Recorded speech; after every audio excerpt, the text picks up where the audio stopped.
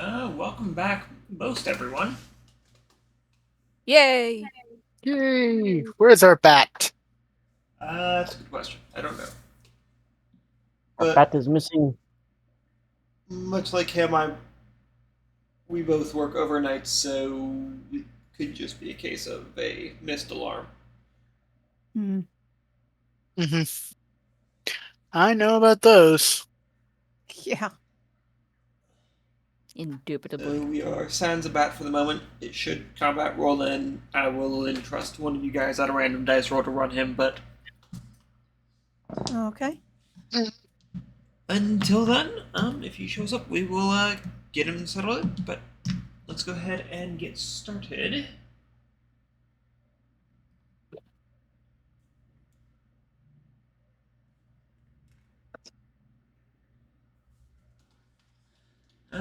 Last we left off,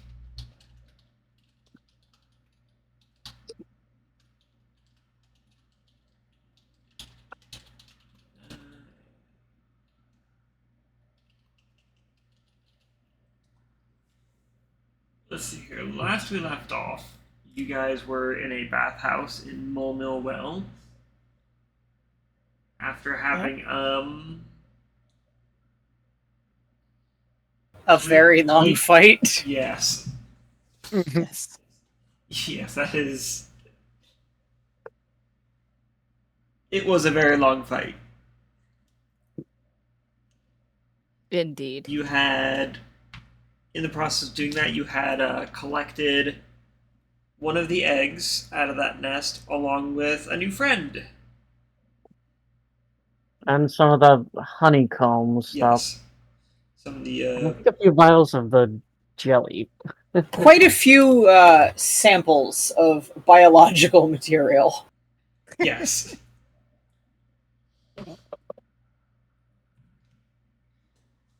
Along with a few out of the ordinary looking weapons that you didn't quite have time to take a proper look at. Oh, that's Right. right. I'd forgotten about that. Yes. Right, I have them in my inventory. Let's see. We have Dori's got to do some identifying. We probably shouldn't be identifying things in the bath. yeah. No, not Do in the we even bath. have them with us in the bath? Technically, no. I didn't Yeah, think no, so. they'd have been stored in the wagon. I just kept them in my inventory for to keep track of them.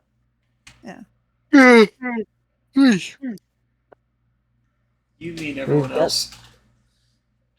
Yeah, it's like, please don't yawn in my ear. You'll put me to sleep. Yeah. I'm fighting keeping awake myself.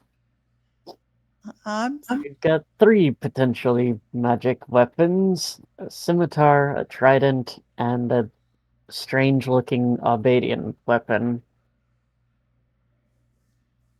Okay, well, when we're done with the bath, Dori will spend, what is that, about 33 minutes? 34 Thereabouts. minutes doing her What, should we like find an inn before we do this? I mean, your wagon would be functional. It would. Okay, we can't. In that case, we should do this back at the wagon, definitely. Then, Oh, yeah. Yeah. I was because not while you're gonna doing do the that, bath. Lantern could go ahead and like cook dinner, and we can, Yeah. have a civilized evening. Yes, absolutely. One of Lantern you- is in fact going to cook dinner.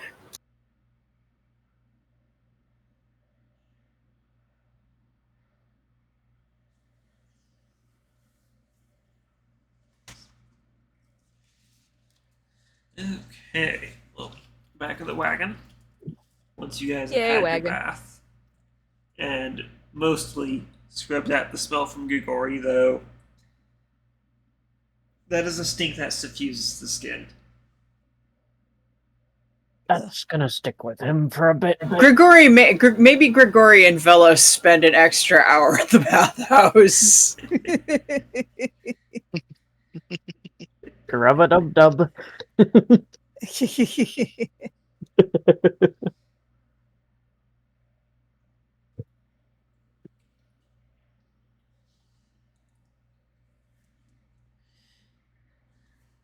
you will find it's hard to get the suffused smell of bile out of skin. Still gonna try my best. Yep. Might be good for Grigori to invest in cologne for the next couple of days. Cologne, Or tomato sauce. scented shampoo, or if shampoo's a thing. It would be. It would just be a little different. Okay. There are fancy noblewomen in this setting. There's definitely scented shampoo. Yes. That's a good point. That's a good Or point. perfumed oils. Yeah, something like that. Yeah, Fancy scopes. but Something that makes you go fancy. Yeah. yes. Carrying on.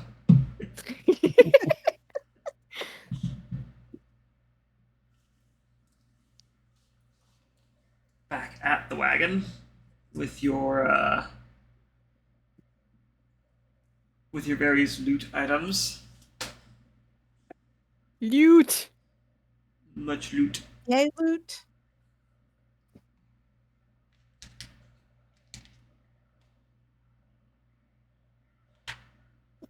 What are we starting with? Does anybody have any preferences as to which of the items I start with?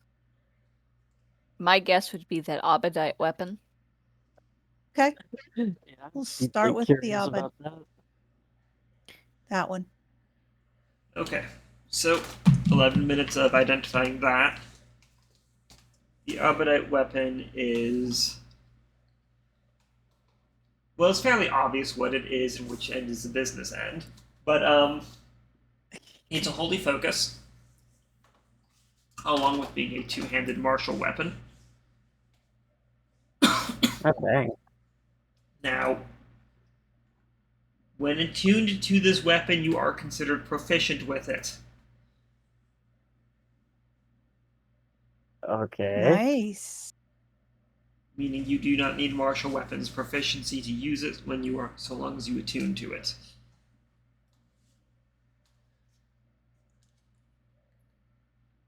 Interesting. Yeah. The weapon is, from your identification magic, is inconsistent on the kind of damage it does. Oh, fun. In so much that you're not sure what elemental damage it does inflict. Probably some form of elemental damage, but it's up in the air as to what it is. Okay. Yes. Along with that, you get the impression that this item, since the back half is a sensor, the thing that you put like incense into and then light it, you get the impression that that is meant to be used while in combat. Maybe the damage type depends on what incense is burning. Now, that could be. I'm That's a sitting good there guess. with an image of a Catholic church where they're swinging the censer with a weapon.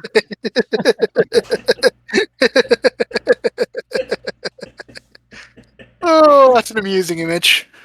Swinging one of those things around like a flail. Gregorian chanting Is intermittently. actually swinging it. It kind of may look like that sometimes. If you've got the However, this is younger, not a chain weapon. This is a solid piece of metal counterweighted on one side with a bullhead's bonking piece and then the sensor part.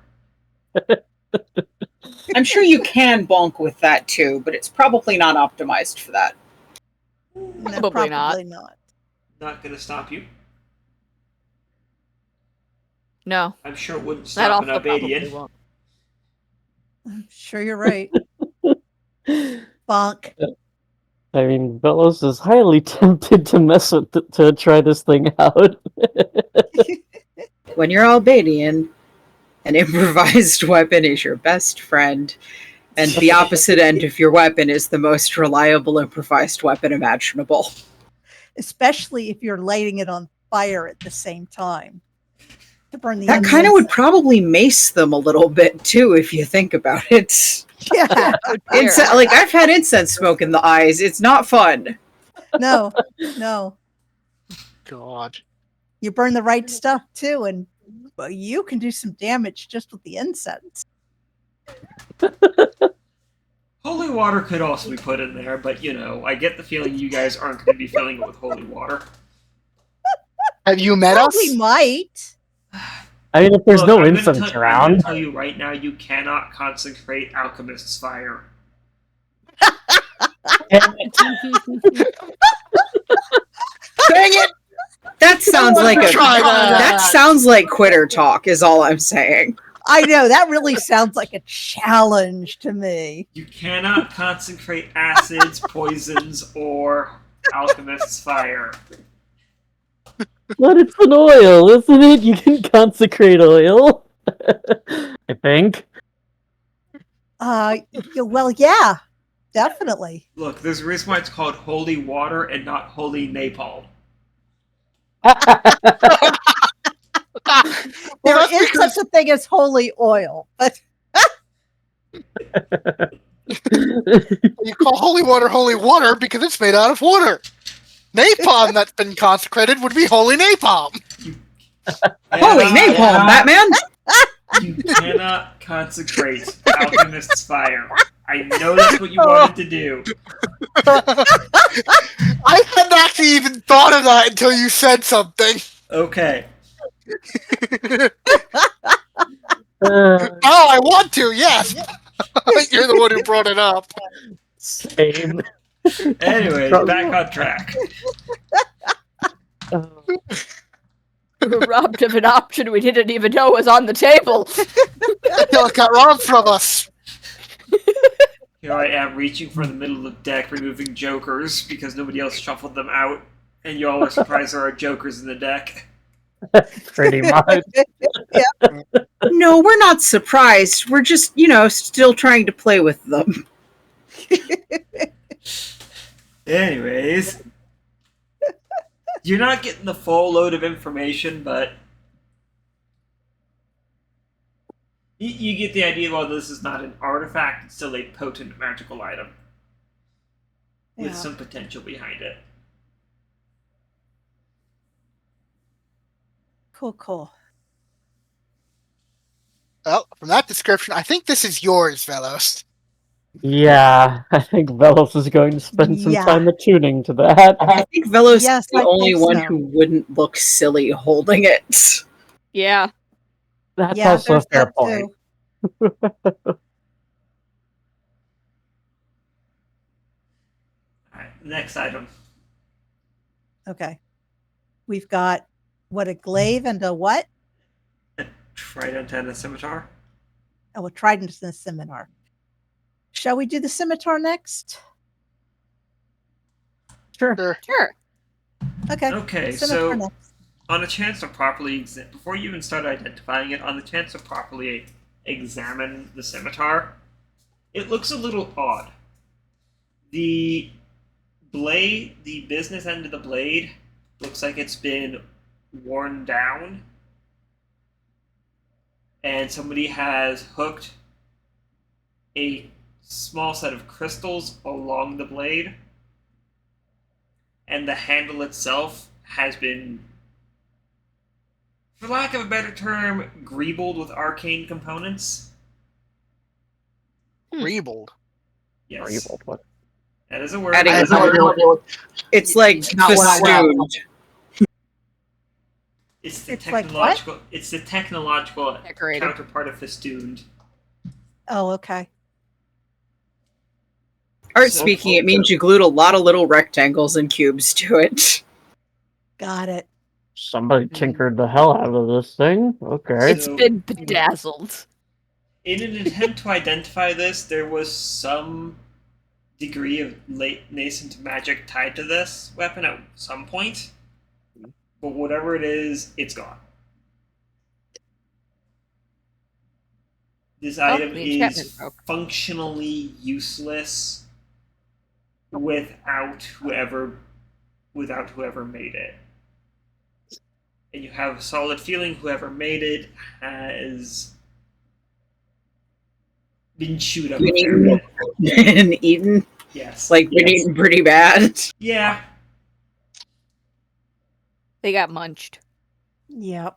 Stabbed, munched. Well, So it's now a Because right now, Right, what you're right. looking at, the scimitar, it doesn't have a cutting edge. It's missing a solid quarter of an inch where the cutting edge should be. And instead seeded with a layering of crystals, of small crystals. and there's no magic on it. No. There's just the faintest, there was magic here, not anymore. It's more magic stained than anything. We've Okay. got a giant paperweight, essentially. well, damn. It looked interesting and possibly magical. That's why I picked it out. Well, you never Well, know. I mean, we you may never know. have a need for it, or a use for it anyway. If nothing else, we can put it on the wall. Yeah. Yeah, Make maybe it we Right can now, auction. you have a Greebled scimitar. Who knows, Again, that maybe sounds we- like wall art to Lantern. Who knows? Maybe somebody would be interested in buying it down the line. Whatever. Yeah.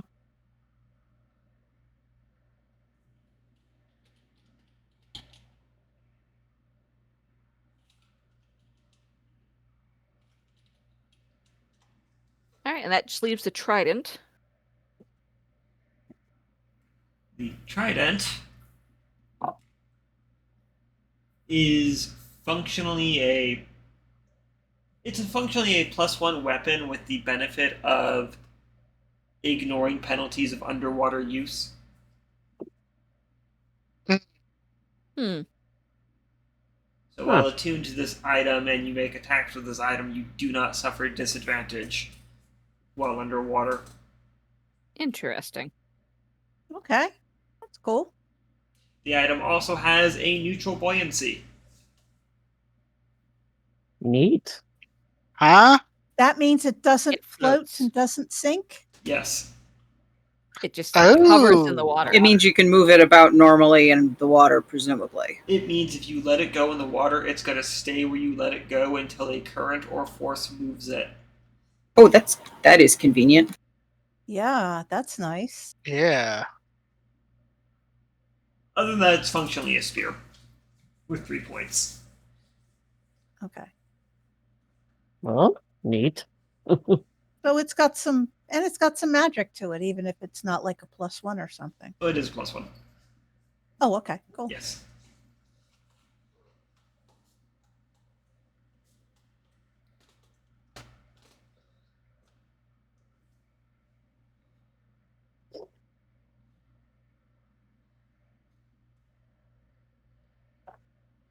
We already identified the chest friend, right? Yes. Yeah. You got a partial identification on it. Lantern is going to put that thing in a jar. Okay. She doesn't want it burrowing into anybody when we're sleeping. That's right. I forgot. Just about make that. sure there's air holes. You don't want to suffocate. She will she's not going to actually cork the jar. She's going to tie a piece of cheesecloth across it. Yeah, that works too. Assuming it can't just burrow through the cheesecloth.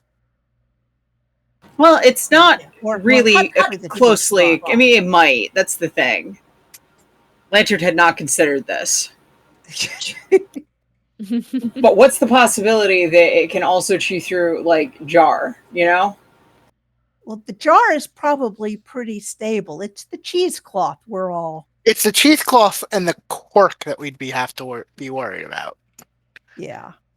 I'm more worried about the cloth than the cork, but Yeah.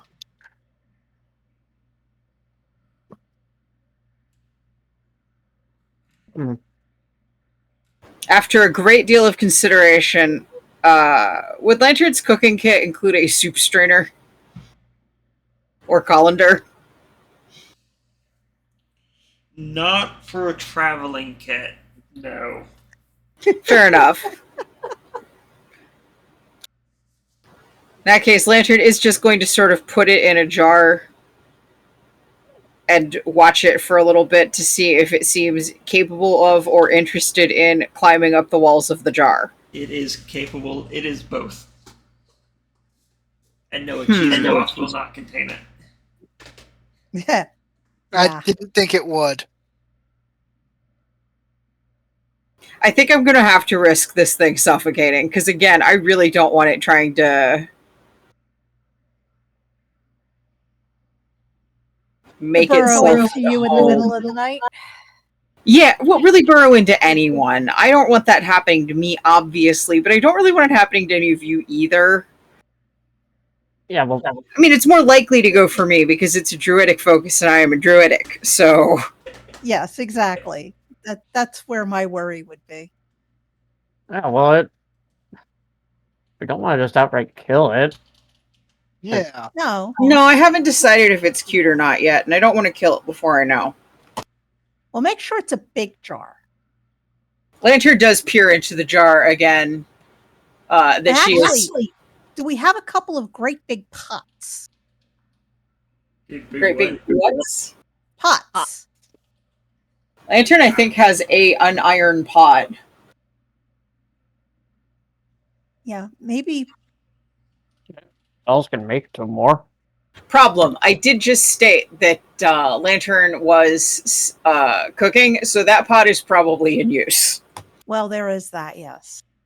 She does have some crappy dungeon swords to give to Vellos to use as material. Once I'm done attuning to this thing, I can just make 2 pots with that over the course of 2 hours. Now, Lantern is, again, at this point, keeping an eye on the thing to see if it's cute, mostly.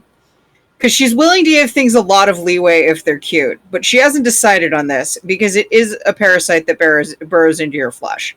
I mean... I know you'll say symbiote, and maybe technically, but that distinction, I feel like, is largely up to the one being parasitized. I was going to say, I mean, that depends on whether or not Lantern is the sort to find bugs cute in the first place. I mean, she doesn't think they're gross because she eats them without complaint, so... It is a little different, though. It is. Yep. It's like, is this a cute enough to keep alive type of situation? That's why she's observing it. Yeah.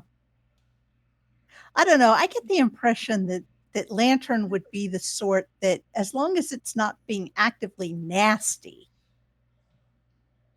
I can see her deciding that, yeah, we'll give it a little bit of She leeway. likes a lot of things, is the thing. So she Exactly. would probably, after observing it for long enough, determine it was kind of cute. Well, it is actively Would you existing. mind resending the description of that thing? Because I, again, as a player, and also from the character's perspective, think I need to think this one through pretty thoroughly. Fair Like enough. the physical description? Like, the description we got from Identify. And a physical one would be great, too, if you have one on hand. The Identify might take a while, as I seem to have not saved that note. Ugh. So I will have to go back and re-listen to what I said. Oh, no. But as for its physical size, it's about 6 inches long. Now it's lobster adjacent, in so much it's got the same kind of tail structure. It has something similar in the head structure. It does not have the big pincers. So 6 inches, I do just want to point out, is a full 1/6 of Lantern's I know. physical I am height. well aware of this detail. Tell you what, this thing's going to be remaining under observation until you're able to go back and look at the voice message at least. Yeah, so that'll probably be like, I'll get you that info, like calendar date tomorrow or something.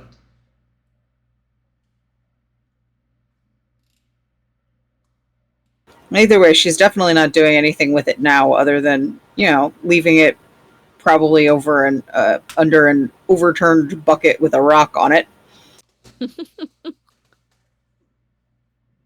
Fair enough, I guess.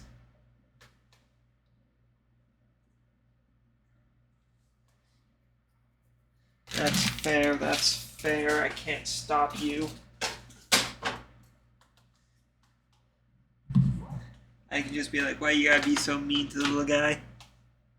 Because I don't trust it at all. He's just a little guy. I don't trust that little guy. Lantern's also a little guy. She knows that you shouldn't trust people just because they're a little guy. Fiona is also a little guy, and she's constantly punching people to death. Granted, they're monster people, but... Y'all are completely negating my arguments here.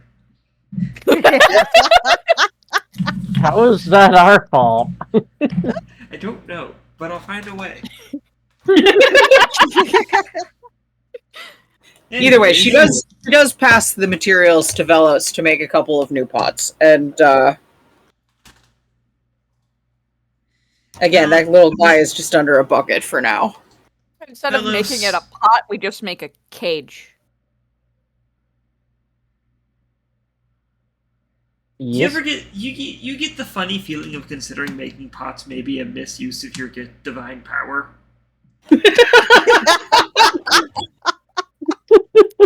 Actually, would he be able to make like a cage or something for this thing? Yeah, he would be able to. Might as well do that then. Probably be a little bit more secure than a couple of pots stacked on top of each other. On the other hand, Lantern is a little bit disappointed because now she doesn't get new pots.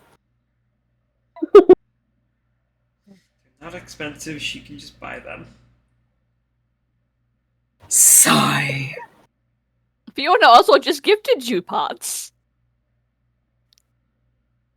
Anyways. Creature caged.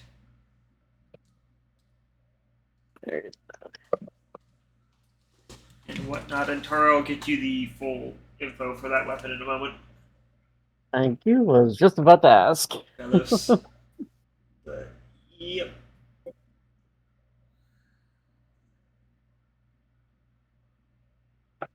Oh no, a completely different nickname has been said. Oh well. Anyways, you guys are ready to get moving along. Well, what time of the day is it since we're back at the wagon? After all the time has been spent, it's probably about afternoon. Like an hour or two past noontime. Okay. There is a town here, yes? Like, Yes, it's not just the transfer It's not just stuff. a hole in the ground. It is an actual town, and then there's also town along part of the hole into the ground.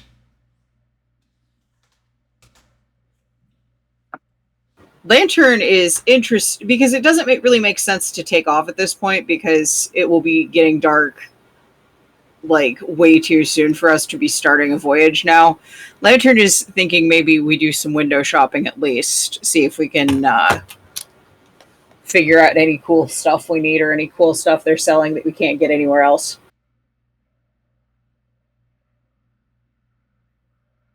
As in relax a bit before we get back on the road? Well, Lantern wants to look at shops, but like specifically a general store she would love to check out, but or anything that might sell paint. We should still have plenty of time to get to Patrie, so we're not really in a rush. Yeah. You can spend a little bit of time checking out the shops. Decompress after the time underground. Yeah. Yeah.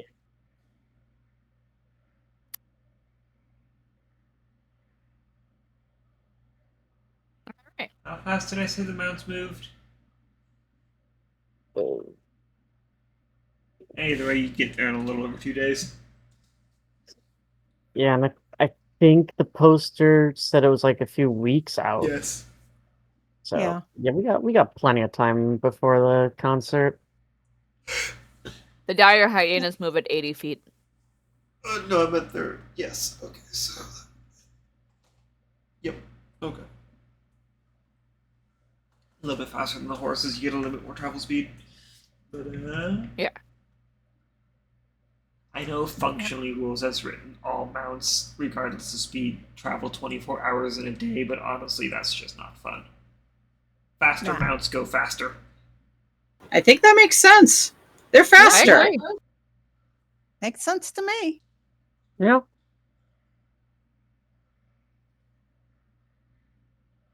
I think as far as like rulings go, faster things are faster just makes sense. Especially when the DM says so. Exactly. Yeah. In that regard, certain things might not move faster, but will allow for covering more ground simply because they do not need to rest. Like auto That also trotters. makes sense. That makes sense. We don't have those. We have hyenas. You've seen some people go past you with mechanical horses simply because your hyenas needed to stop and rest for a few minutes, and then these things just keep chugging along.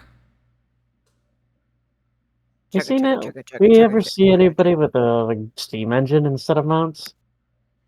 You've seen like maybe one or two, and the only thing that probably came through your guys' heads was as they were shoveling fuel into that fiery box of rage is, man, they've got money to spend.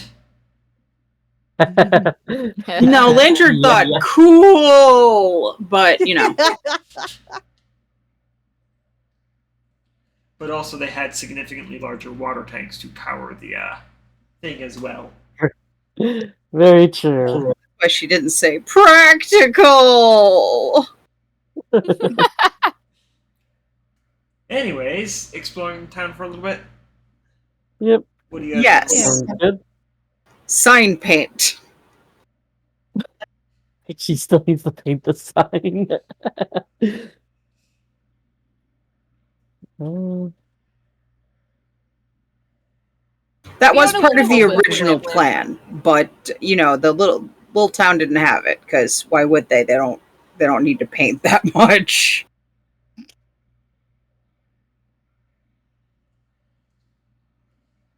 Yeah, Golden Tide very much so was small city with small town vibes. And this place is just small town with small town vibes.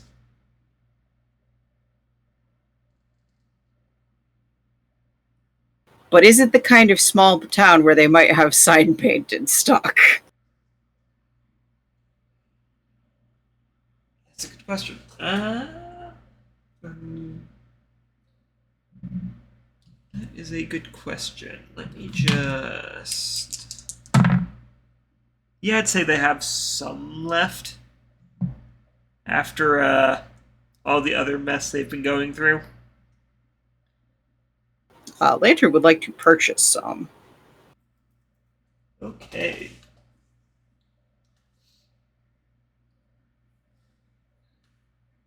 I imagine you're probably not purchasing a lot, but a paint can's worth. A proper About a- paint worth would be still about just a small. Well, I guess probably not like the huge gallon cans, but probably like these smaller jars of paint. Yeah, she's painting one sign. Yeah, I know. That's what I'm thinking. The smaller jars of paint would probably be like a silver for a color.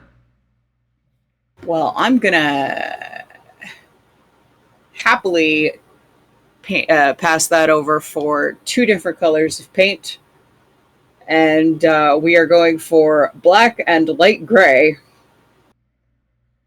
Light gray because silver paint is not in the budget. That's if they have that, that's somewhere else. They do not have it. It is in fact somewhere else. Exactly. So we're going with light gray because it's the closest to silver without being silver. Sensible.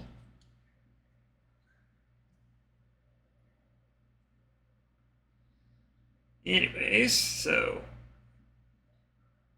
that would be a couple silver for spending. Happily turn that over. Yep, easily done. What's everyone else doing? Dori will just kind of hang out with wherever everybody else is going. She's not going to go searching without the rest of the party for it, but if she sees any kind of musical instruments, she'll check them out. Not really seeing anything of that nature here.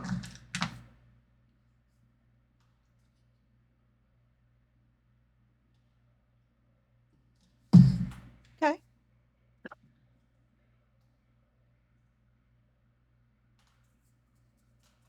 And it doesn't help any that there is a certain tension of the town where people just aren't thinking about things like that either, but a quick look at a few stores does not seem to yield any results.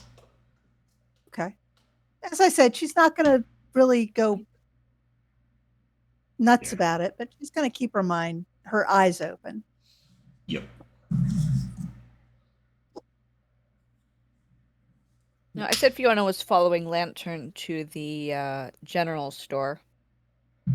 And she's just looking around the shelves, seeing if there's like anything that catches her attention. That's a good question. What would catch Fiona's attention?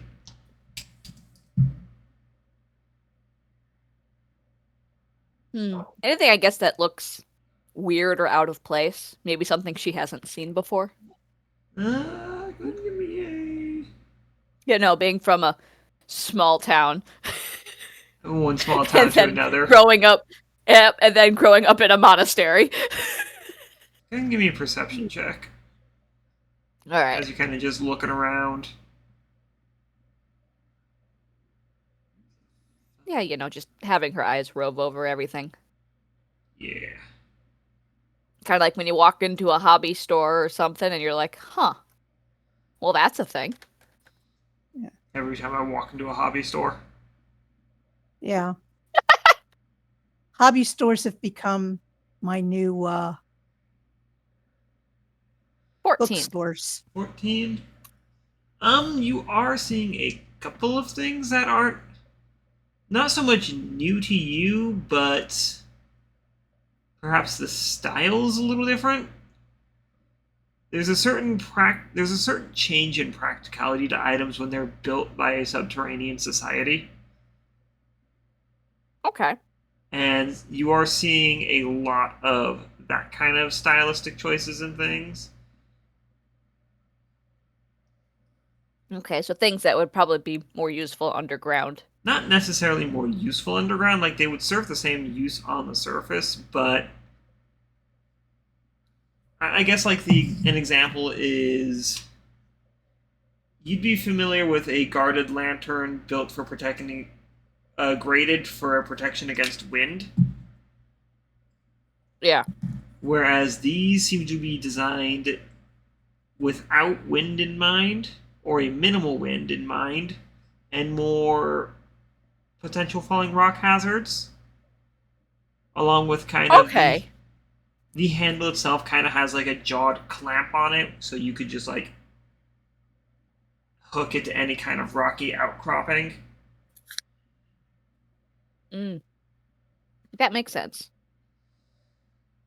Lantern wants one more thing. A colander. 2 copper. 2 copper? We already got the cage for the little guy. 2 copper. Yeah, but now we have a colander too. 2 You have no Mind idea. you, it's got fairly wide holes in it, but it's still a colander. It's good for dumplings. Okay, fair point, I guess. You can use it to wash your greens. Yes, you can also rinse grapes on it. Very useful. And I didn't have one, and now I have one. Oh dear. All societies have some iteration of steam buns. Yep. True.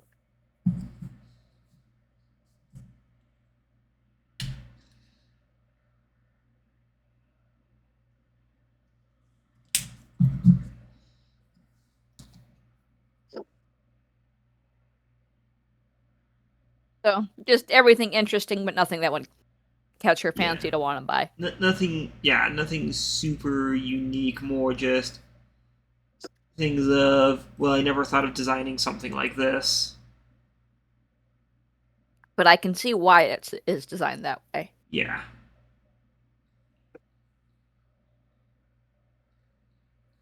In case of, Practicalities from another I never society. thought that would have had to withstand stuff like this, but I guess that makes sense.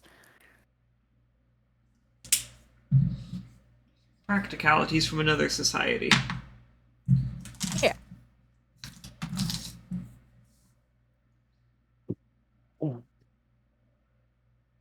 Fiona may be mildly concerned when she notices the amount that Lantern is cackling and muttering to herself, but upon actually getting close enough to hear the cackling and muttering, it all seems to be about pierogies.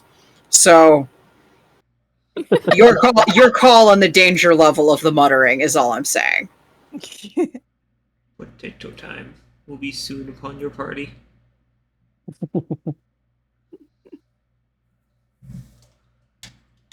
I think Vellos would have just decided to wander, browse around, see if anything catches his eye, really. Around town in general, or in the general goods store that everyone else seems to be going into?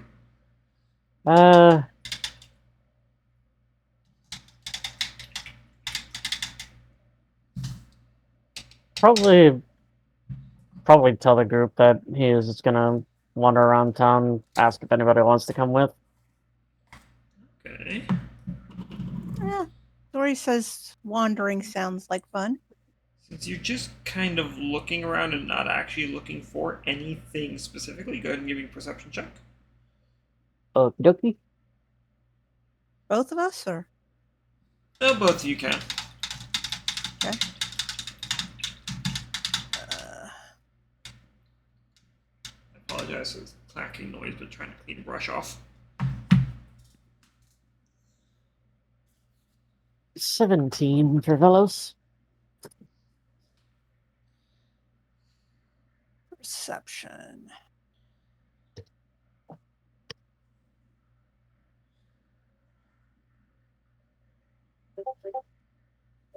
Dirty 20 for Dori. So a good chunk of conversation as you walk around seems to centralize around the dungeon problem that they're having going on right now.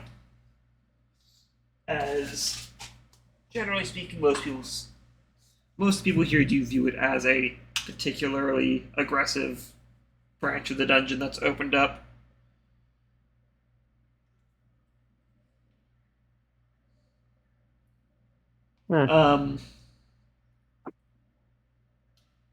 You aren't seeing.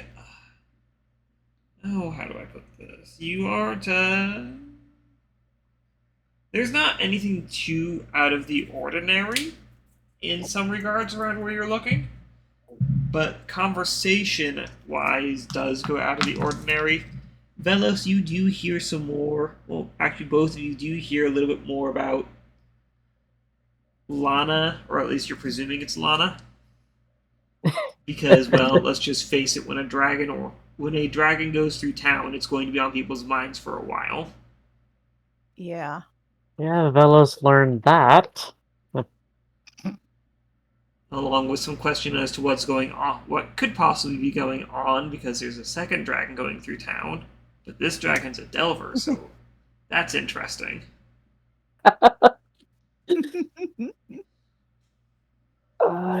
Dori will smirk over at Vellos. Vellos is just Figures that. sighing and muttering to himself, I am going to be constantly followed by this damn rumor mill thing, aren't I? Oh, this is not rumor mill. As with your guys' looking around, you both are noticing Vellos is getting some flirtatious looks. Oh. Dori will kind of nudge him. Huh? Men, women, Get out. he's getting looks. I think Vellos would just be oblivious.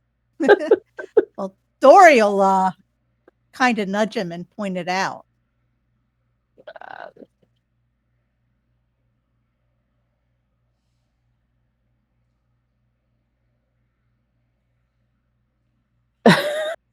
That would get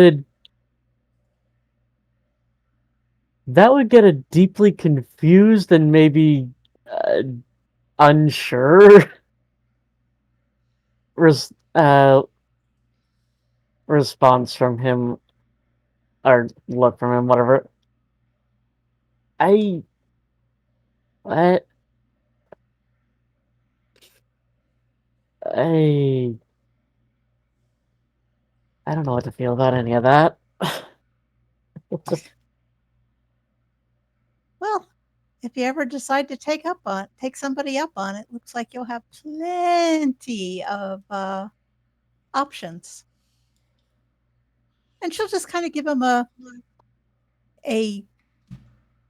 bright smirk. I believe the technical term for that is shit-eating grin. Yeah, that's a good way of putting it. Yeah. That would probably be the technical term, yes.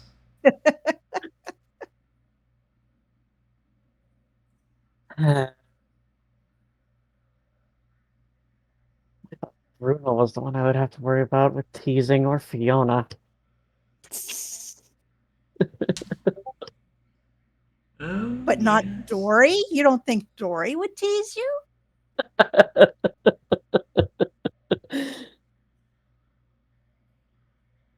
Between the two, Dori's technically the older sister, right? Between Dori and... I don't know. Oh, you mean between Dori and Bruno? I don't know which of us is older and which of us is younger. I assume kind you of two are at a similar age.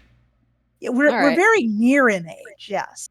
But they've definitely got the whole sibling vibe going on. Oh, yeah, definitely.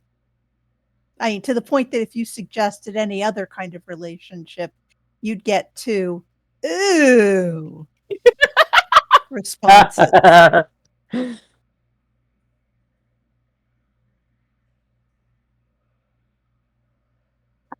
I do love some adopted familiarity. Yeah.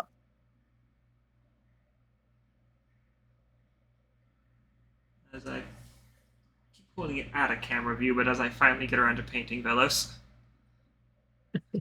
Or finishing his paint job. A lot of black, I'll add bronzing to it later. Yay. It's mostly because, black like iron.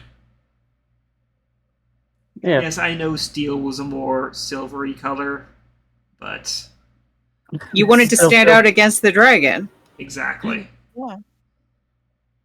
And I didn't want to just cover you in bronze. The bat has appeared. Yay. Yay!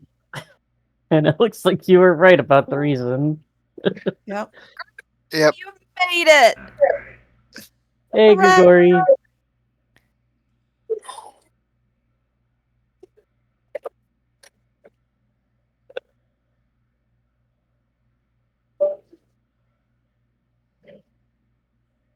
We're all just wandering around town. Yeah. He did hop in. So He did, but I don't know if his mic is working.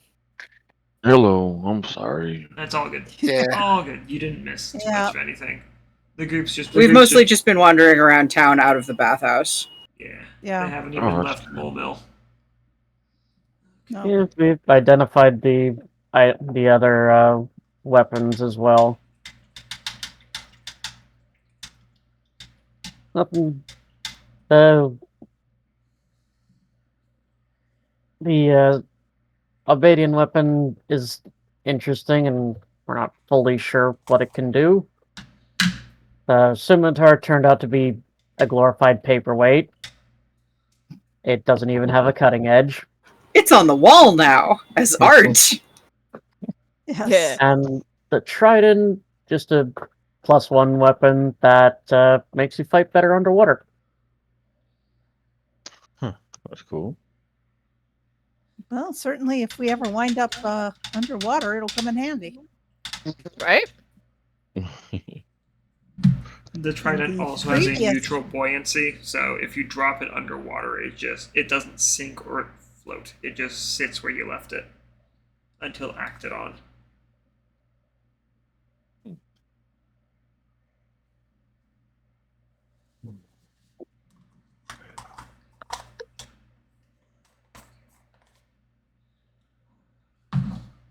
a chance to dry before I do anything else with it. Now we're Vellos just is- all wandering around town, Yep. Velos is currently relaxing after the being... battle. I think Lantern's going to head back home right after she makes her purchases, though, to make pierogies, because she has the ability to do that now. Sensible. Velos is currently being teased by Dori because a lot of the townsfolk are giving the dragon flirtatious looks. Yep. And the dragon does not know how to handle that. They're all like, "Come hither." Yes, and Dori is used to teasing friends, so And this friend was a hermit for all intents and purposes. Or sheltered Vellos. So it's extra effective. Super Yeah. effective.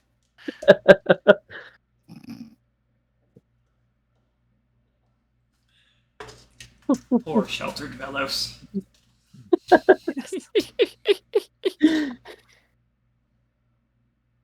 He'll be Yeah. fine.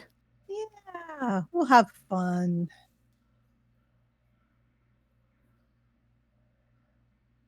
And Velos is going to pick up the pace back towards the wagon.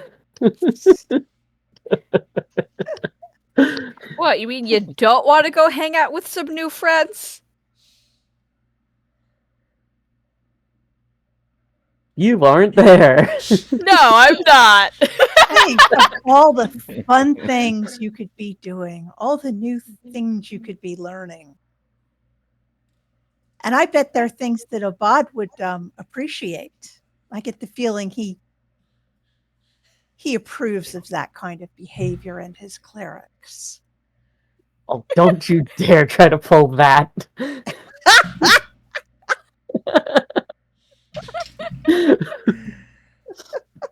But it has been pulled.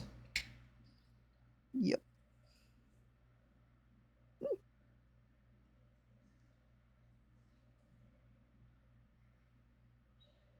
Anyways, it's kind of how you guys would end up spending your day.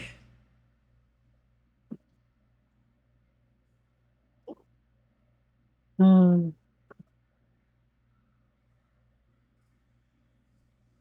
Well, regardless, you come back from what you come back to is the delicious smell of potato dumplings. Oh, sounds good. Cool. Okay. Oh, and we made a cage for the living focus. Lantern hasn't decided if it's cute enough to let it be a parasite on her yet. And she's gonna need some stats from the DM before she can make that call. It's understandable. Like I said, I'll get those to you tomorrow.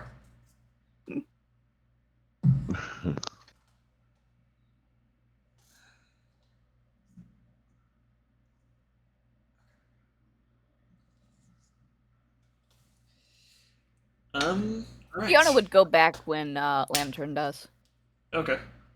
So we can go All ahead right. and, We should- since there's not much to do here at the moment, especially with the amount of stress that the town is under, we could go ahead and move over to the next day if people want. Okay, Yeah. I was about to suggest we could Yes. let Alepijet know of our new specimens for him. Well, there's an idea. Absolutely. Oh, somebody should use sending to ask if he wants an egg of the creatures. Okay. Possible Dori queen will, egg or broodmother Yes. egg, whatever. Dori will okay, come up with 25 words.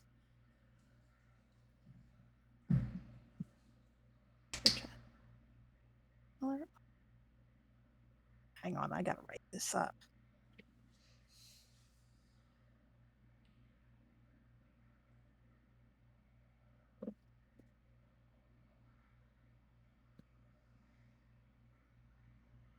It's always important to make sure your calls don't get cut off mid-sentence. Yep. Yeah. We have Yeah, that's always awkward when that happens.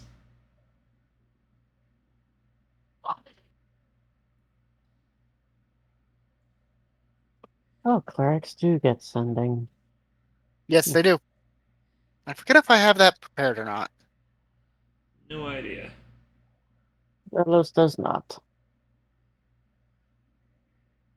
What level is that again? I forget. First? Second. Second. Okay, I'm already in the right.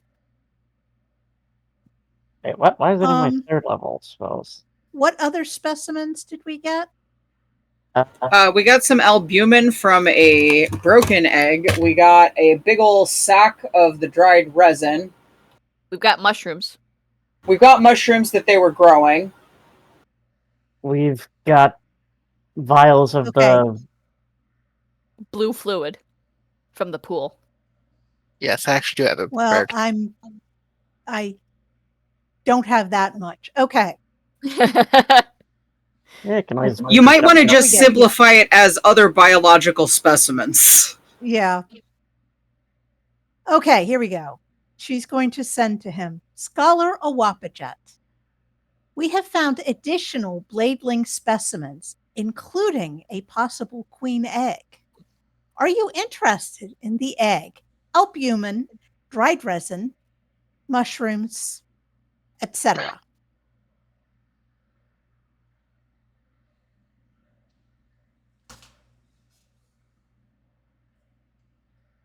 I hate how you know how to accelerate a meeting with me. Keep that egg alive.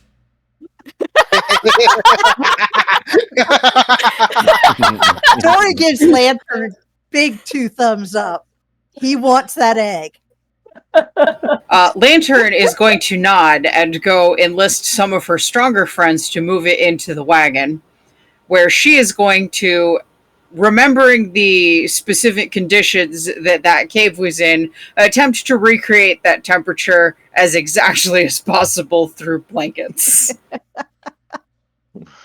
Careful distribution of the bag of fire element powder, anything she needs to keep it at about the temperature it was being kept at.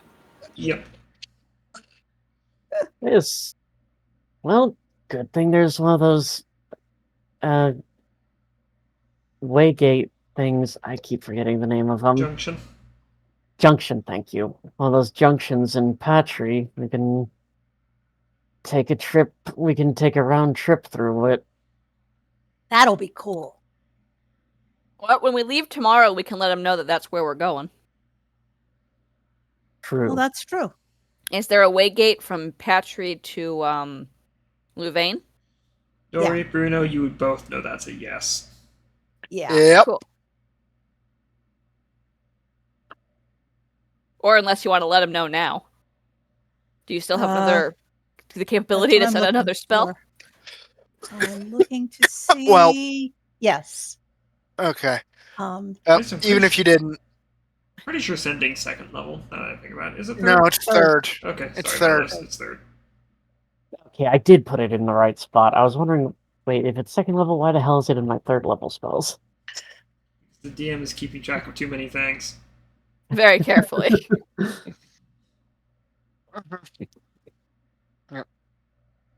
Fortunately, Bruno also has that spell prepared if you hadn't, so. Okay. Okay. Yeah, we will do so. We are going to Patrie and will then go to Louvain. It will be a couple of weeks. It may be a couple of weeks No, it's because there's another errand we have.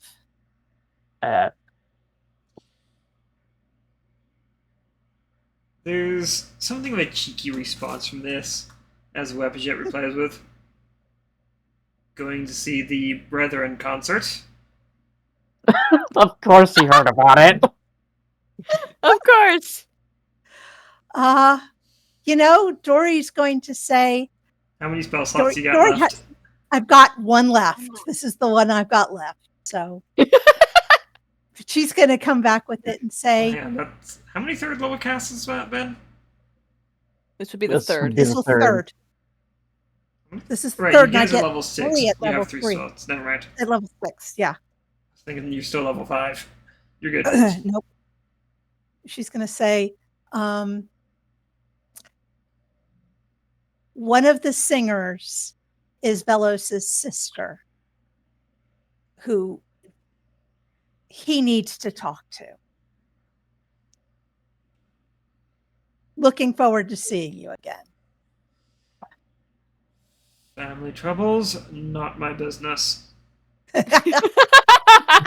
Especially after Dori will your friend's father. Yes. Dori will repeat the first part of that to Vellos. Of course. Wait, if the junction goes from Patrie to Louvain, couldn't we, and it's going to be a few weeks anyway, couldn't we just visit Aubadian while waiting for We the could. concert? We Like, could. there's no need to wait a few weeks. That's true. That is true. I'm cool with it. You know, it's always Wow. better to say it'll take us longer to do something than it is to say it'll take us shorter time to do something. Because this way, if we Yeah. get it done faster, everybody's happy. True. Yep. Fair enough. Lantern does not have any particular opinion about where we go, but she does think it would be neat if we didn't have to try to keep a thing that is 3 foot wide alive. 2 2 feet. It's big, is what I'm saying. It's big and it's potentially fragile, and she feels like maybe the sooner we hand it off to somebody else who can then, it will be his fault if it dies, that would be better. Lantern, you specifically know at the very least they're physically not fragile despite the look. No, but she's laid eggs before. She knows how this goes. So you got to keep them the right temperature, or they cook or freeze, or either way, you don't get a well hatched whelp. That's all she knows. Fair enough. If there's one thing she inarguably has more experience with than anybody else in the party, it is incubating eggs. This is certainly true. Yeah. Yep. Can't say I've ever Well, no. Might have incubated chicken eggs. Oh, okay. Then you're welcome to take over. I don't know if a chicken egg counts. Talk about volunteering yourself. Yeah.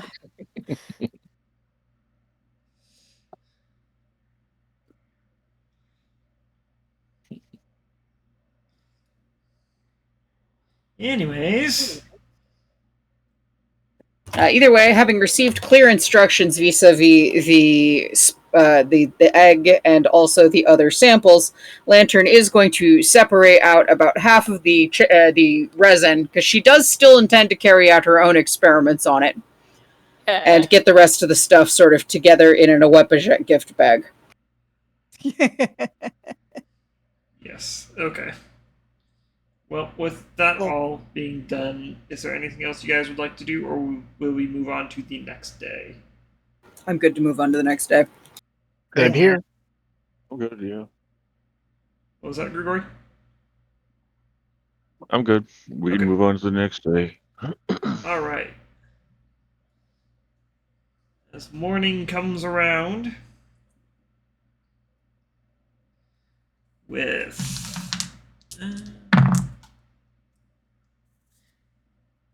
nothing trouble related woke you guys up last night, so you were able to sleep through the night undisturbed. Woohoo. Excellent.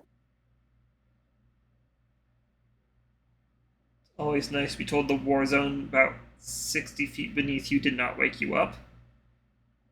Yeah. Yeah, can't complain about that. Yep.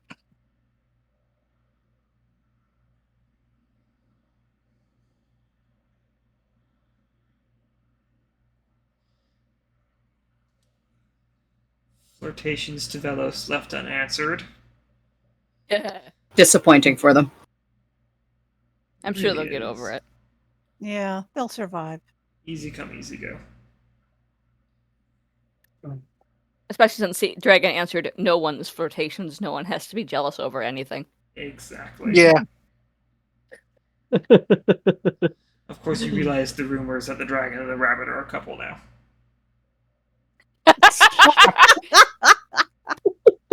Oh, well. Vellos! I didn't do anything. As he's smiling and chuckling. He's well aware of what Dori is like. Oh, yes.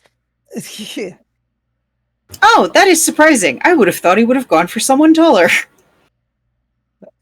Oh, the temptation Exactly to throw short. Bruno She's out like of the 5'10". wagon. Even so, Vellos is much taller than that. Well, that's true. Anyways, so while on the road heading to Patrie, it'd be about 2 days travel. Okay. Anything you guys want to do while you're heading there? Yes, actually, before we get out on the road, Lantern would like to set up a small experiment. Okay, now what are you trying to do with the resin? So I've got a bunch of jars. Yes. I am going to insert a couple like little shards of resin into a jar. I am going to put liquid on top of it, enough to cover. I sent you a message in the private channel about this earlier under the heading "Planned Experiments with Blading Resin." She intends to put dungeon mead in one, cooking vinegar, water and baking soda mixed, very hot water, very cold water, coffee, her own vomit, So one of the purple give me a oily constitution- waters. Give me a constitution check to see if you can force yourself to vomit. All right, let's see. What the fuck?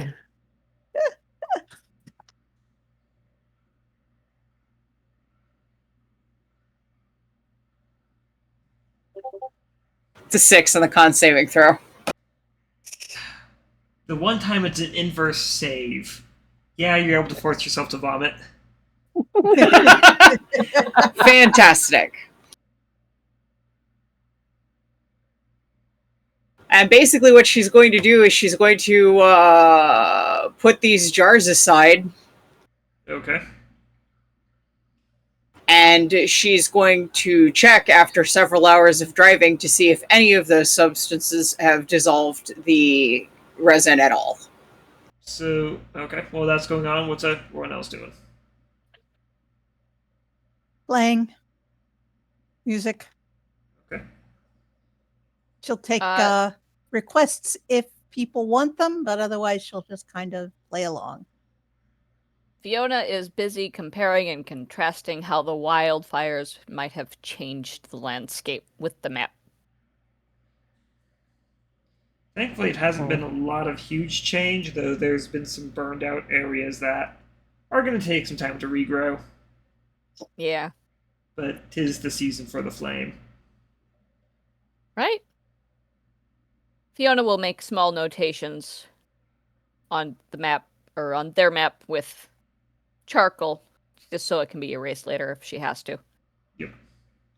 Those probably practicing and experimenting with the new weapon that he had tuned to last night.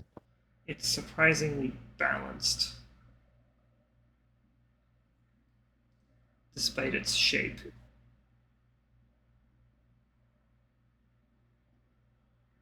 Huh. This thing feels really good.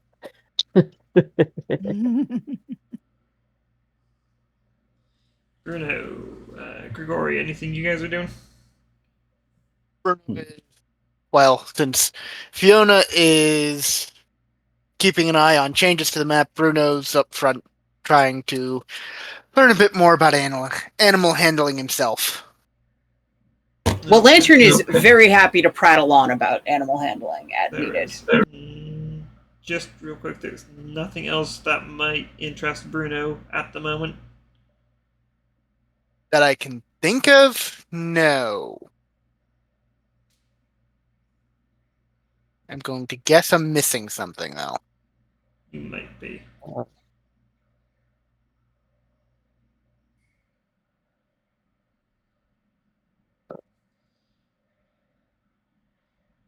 on some other research material that you have on hand, or paw in this case. Oh, that book. Yeah, the book that we couldn't read, or we could barely read. To be fair, you guys didn't exactly give it too much effort, aside from the one time.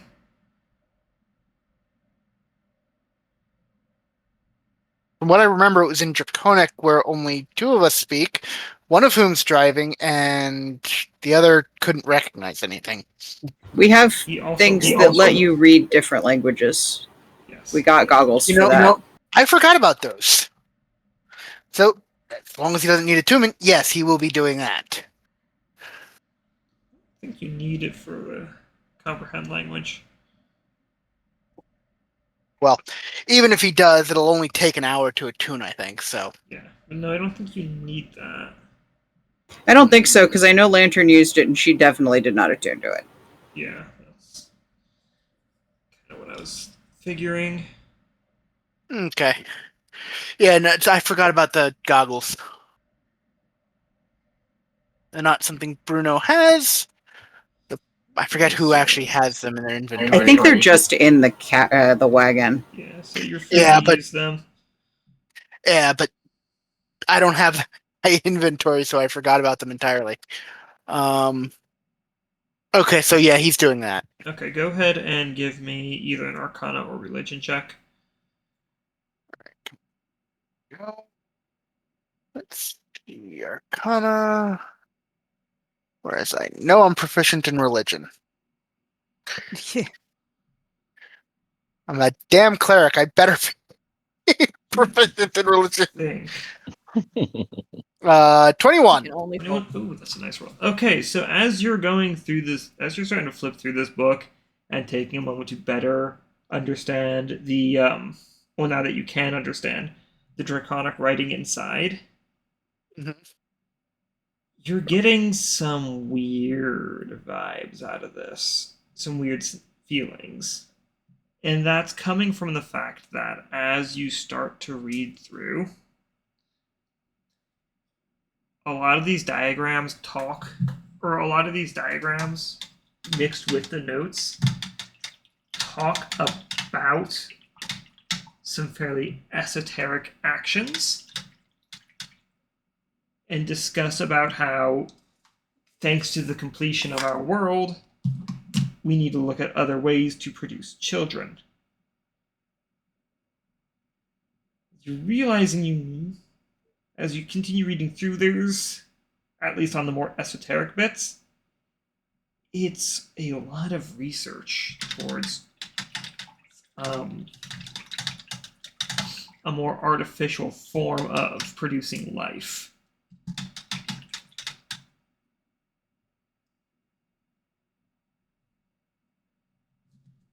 Okay.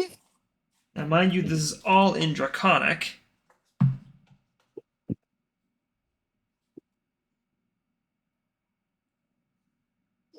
Yeah. So your reading through is, it's perfectly translated, but This takes a while. it's not that it takes a while, it's just that you yourself might not know why the author may be talking about a completed world and needing to find new ways to produce offspring.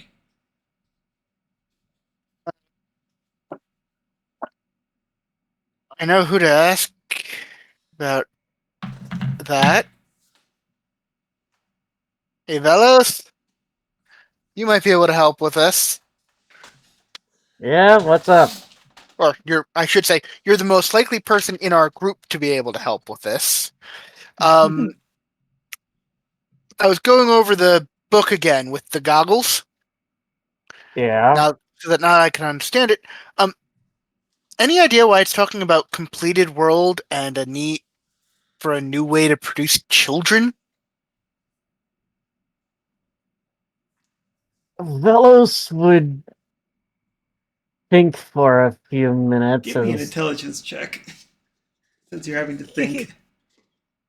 Fuck. God damn it. Saw that one coming. Well, let's see how this goes.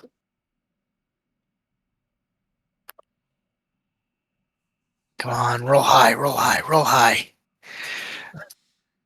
Good enough for being a dragon.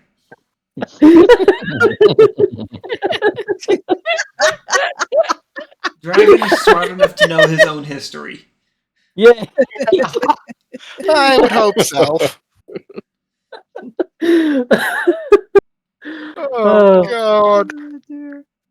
I guess that would have been or- a history check, not an intelligence check. Or a nature check. Nah, for him it would be history. Oh, okay. Just, For the it's rest of us, it would be nature. It'd be functionally, Arcana it for would be the rest of you. same thing. Ah. Functionally, his history and intelligence checks would be the same, so. Yep. Okay. Oh. That sounds like it's talking about the, it's ancestral homeland, right? Yes. That sounds like it's talking about the ancestral homeland, the world that us dragons come from.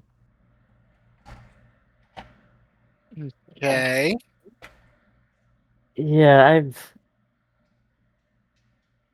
I'm going by what my folks have told me, but what they said, the dragons there basically divvied up the world into a bunch of circles where each dragon has their own circle, and they're practically gods in their own circle. But they can't leave their circle or enter another dragon's circle. That sounds problematic.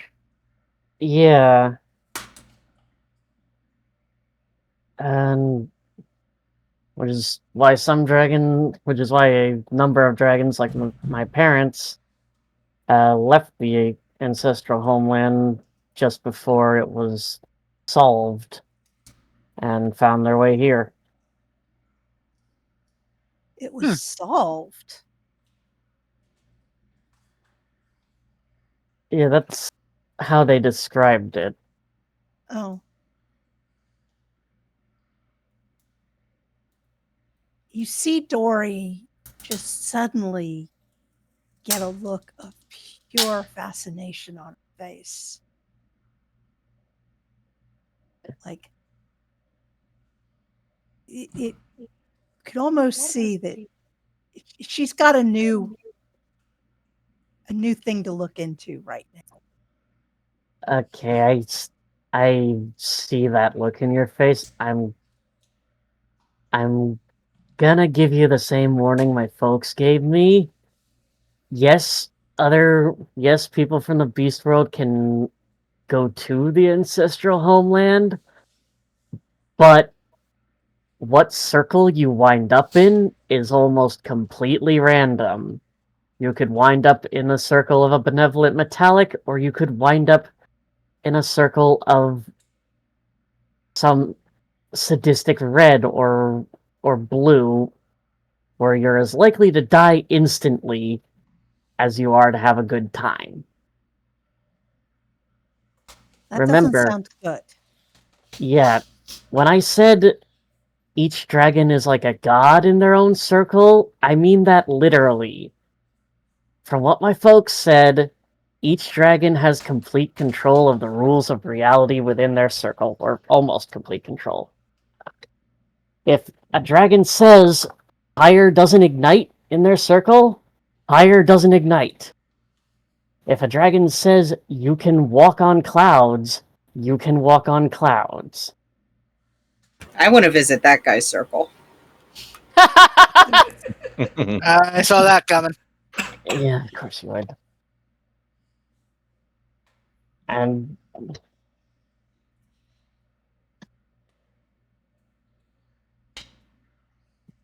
And there's no way to tell whose circle you're going to land in before you get there. So just be aware that a visit to the ancestral realm could easily be instant death, as it could be paradise.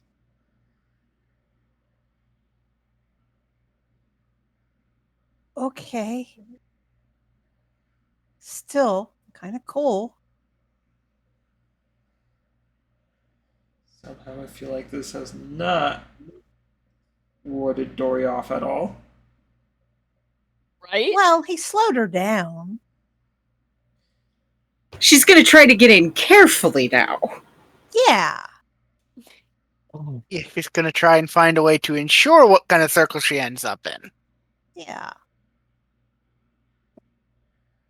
But Vellos can probably figure that he's got some questions that he's going to be answering pretty soon.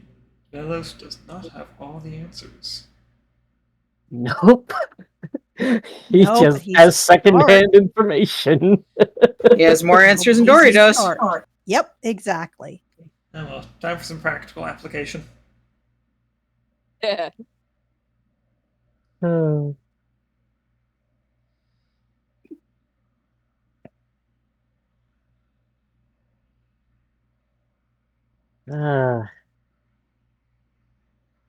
I get the feeling I should warn my parents about this before we visit. Because you probably should. Yep. Yeah. There's a couple of things he should probably warn his parents about. Yeah. Really. Between his sister and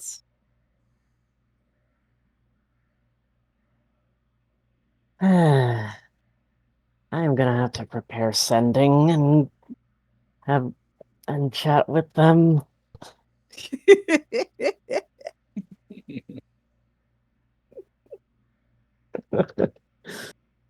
Vellos' Delver group. Just making more problems for him.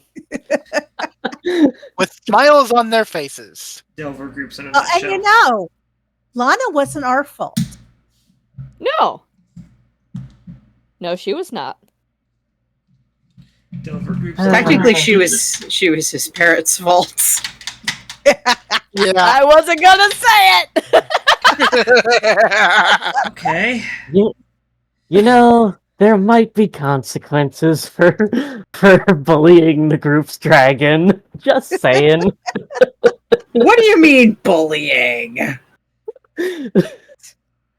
Grigori, what are you doing?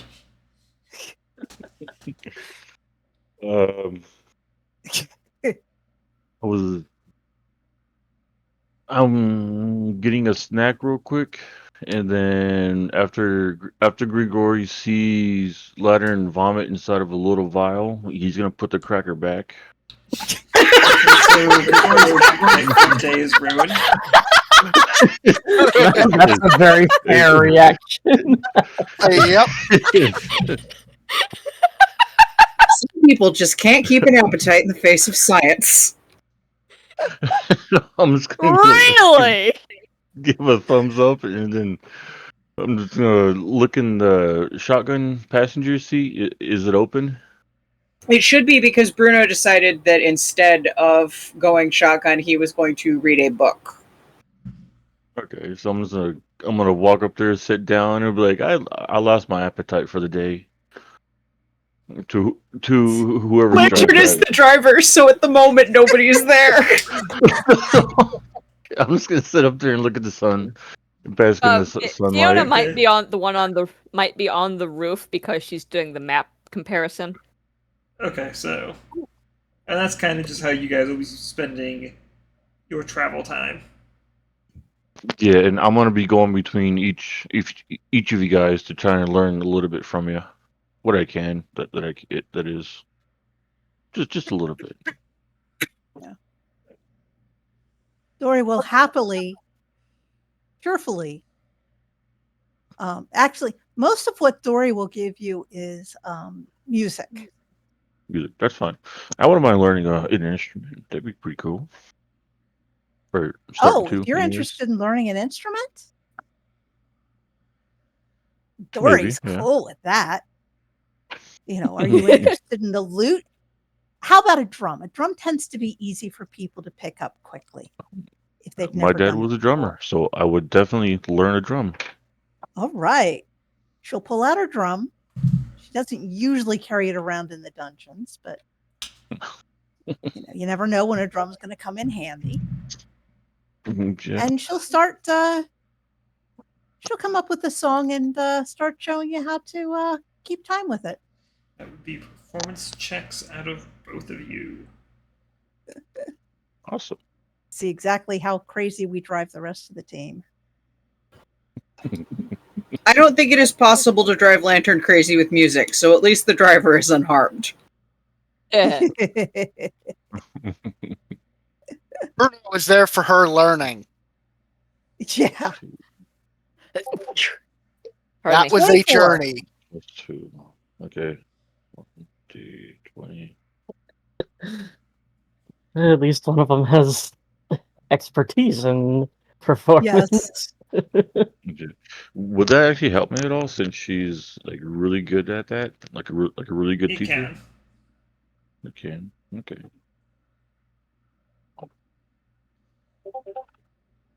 A 5. Jeez. Oh, Wow. Oh dear. It can't help that much, though.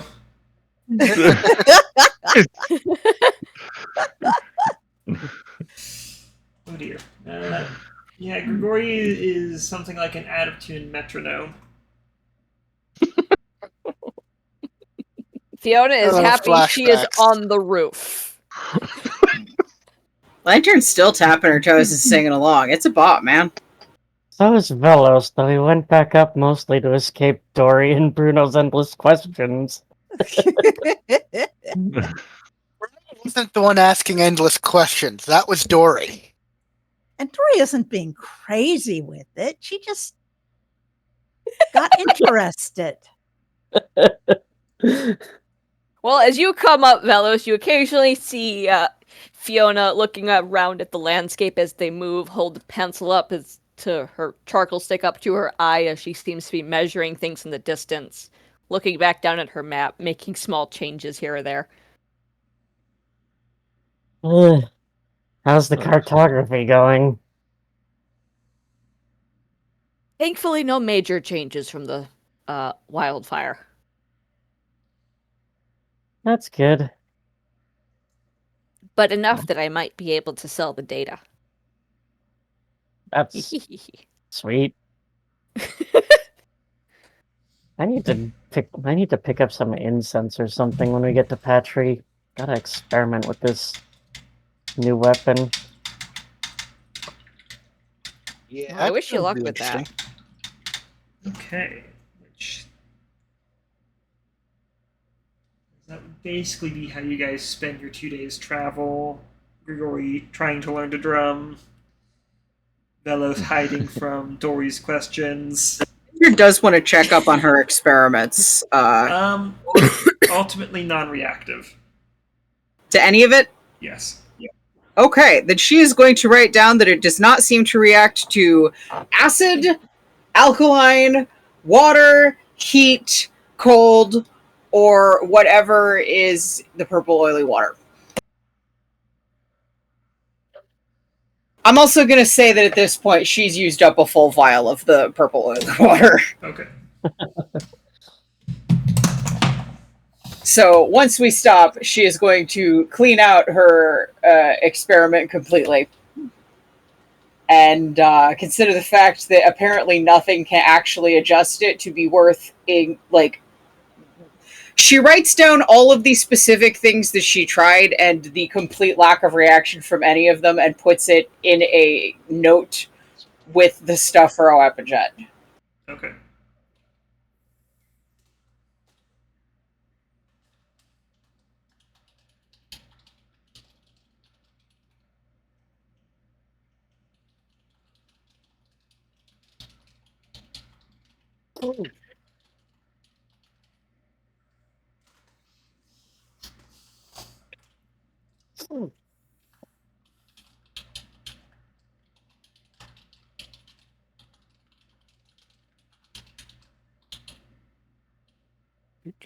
Do.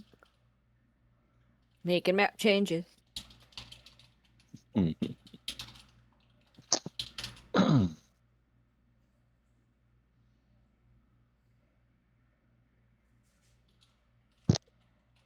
Are we at Patrie yet? You would be pulling up to it gradually. Pull The up to first it, thing you're okay. going to see if Patrie is not the city itself, but the great steeped farms that surround it. Oh, And Oh, like the- terrace, like I should terraced say. farming. Yeah, terraced farming. Terraced steps. Hell yeah. Cool. Those are so cool. Lantern is fascinated and points them out excitedly as soon as she notices. I'm gonna join her on that and do the same thing. Yeah. As Dori will do a couple of photographs of this. Vellos is very interested. He's never seen a landscape like this.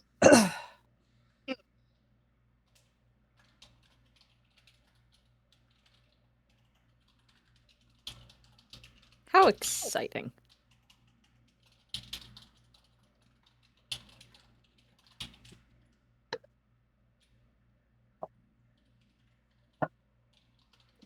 there is a lot of just general traffic going up through the main road. You know, that would make sense. So Yep. not just delivers, there's trade wagons and caravans. There are the farmers bringing up their own goods. There is the smell of the farm as you go, of the farms as you approach and you start to go past. Love that smell. Some smells better than other. There's a variety of more common crops you've seen around. Elements, wheat, potato. Wheat closer to the bottom, then as you get to more rockier steps of the farms, you get potatoes and things. Root vegetables that just do not care. A lot of farming territory, however, is dedicated to coffee farming. Oh, Oh. Oh, Lantern is very excited to notice this. so is Dori. All ye native to elements may make a history check if you want. Sure. Okay.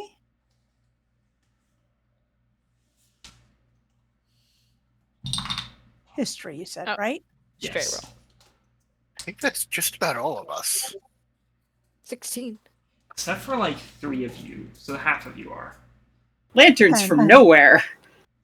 Lantern, while you're from elements, you were literally from a hole in the wall. Yeah, I'm from nowhere. Vellos is technically from Glassrune. I also think I'm technically Well, that from is Oria, outside. not Elements. Oh, that is quite possible. You could be an Orient Kobold. I haven't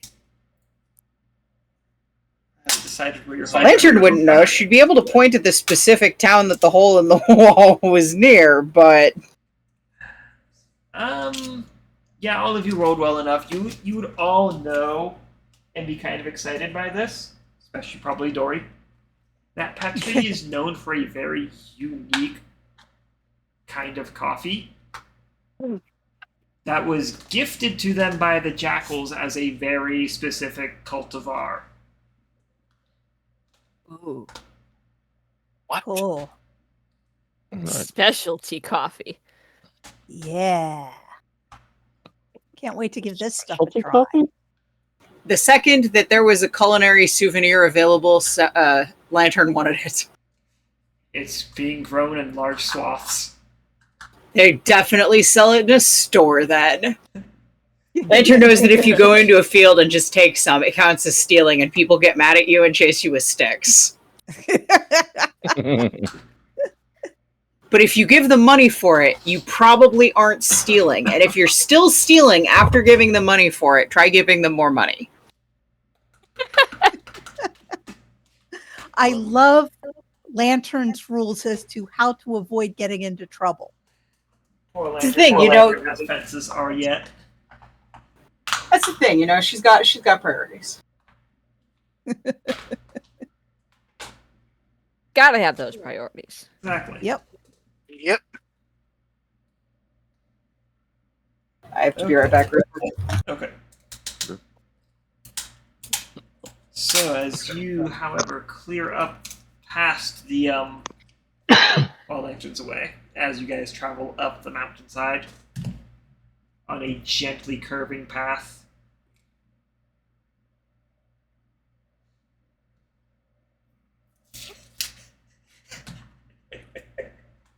I apologize for my dog. No, He is a husky, you I see. did not hear the husky. No, I just checked general.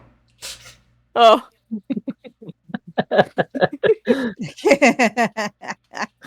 Oh, the nope.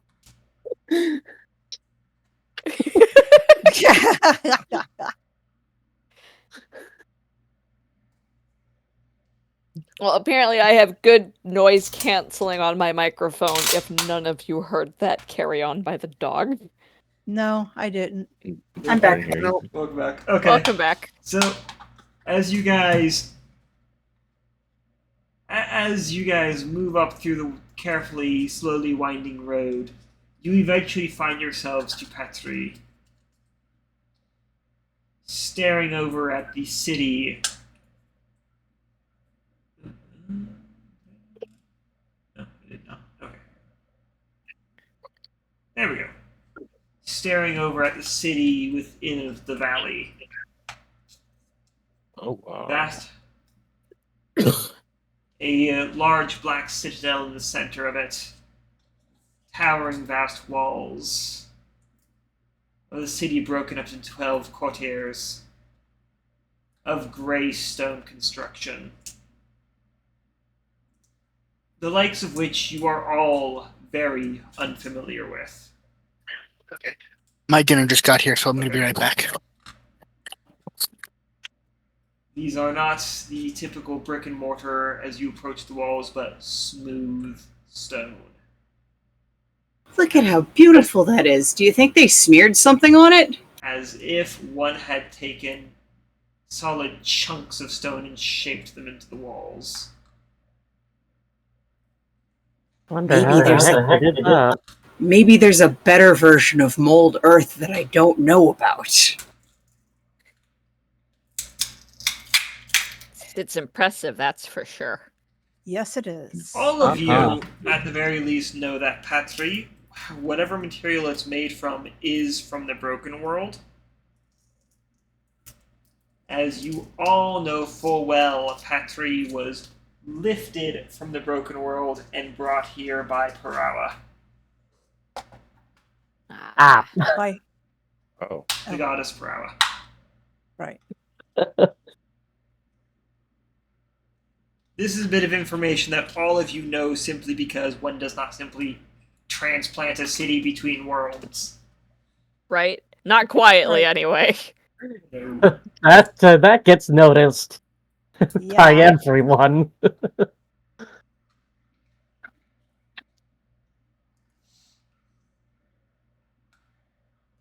Yeah. I'm back. Yeah. Back. So, as you head down the road, approaching the front gates, a massive archway and bridge leading over a river and into the city.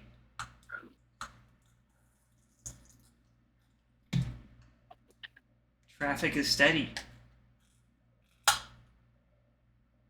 Traffic is heavy.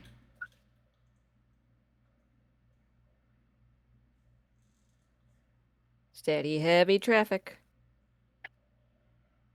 Do I see other obvious Delver wagons around? Absolutely.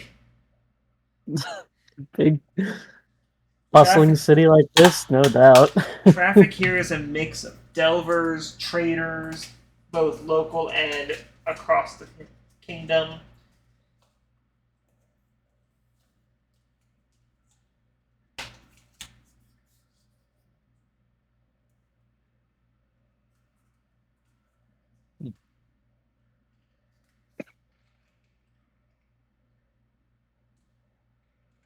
It's just all kinds of people come into this city. Exactly. Yeah.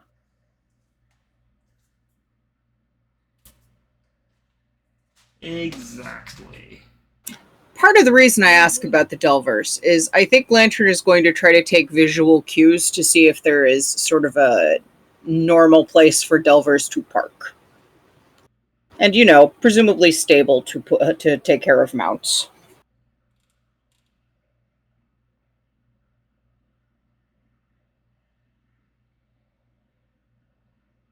Because I'm assuming we're stopping here for a little bit, unless we're just going straight to the gate and seeing if we can buy passage immediately.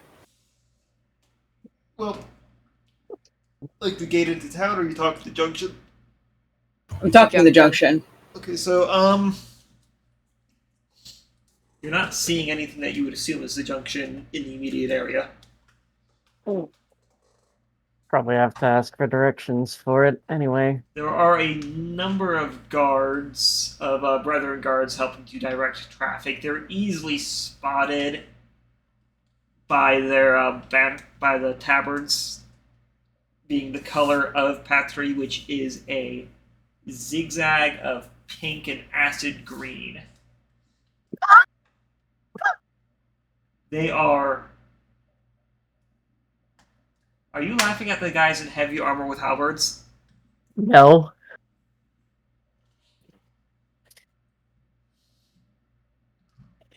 I'm watching you.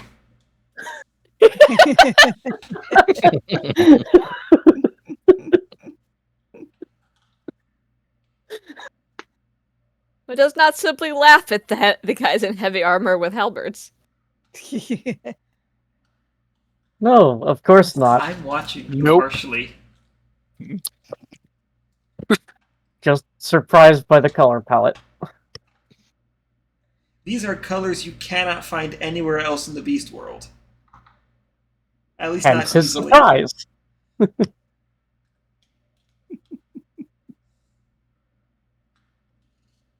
I think once we get to the Brethren directing traffic, Lantern is going to ask very straightforwardly, "Excuse me, Mr. Brethren Guard, sir. How do we get to the junction?" You will see that giant black ziggurat-like structure in the middle of the city. That's it over there. Cool. I didn't know what a junction looked like. Thank you. Not a problem. And she is going to go in that general direction unless counter-indicted, because it sounds like we have decided that the errand of get the thing to Aubadian before it expires, which I'm going to say, Dori, did you say that we could probably make it over earlier with the junction oversending while we were traveling at some point? Well, I mean, as long as we're willing to pay the price, we should be able to get there, get back. I mean, it's an instantaneous thing, so we can get there, get back before Vellos' sister is. I think the earlier we get it taken care of, the less likely we are to mess up on that schedule. Y'all still need Yeah, to exactly. find Lana. Yeah, it's gonna take time to find her anyway, so might as well get this errand done so we don't have a possibly live egg, or we don't have a possibly incubating egg in our wagon for a week or two. So I think I'm going to ask one of the people who has sending to figure out that plan.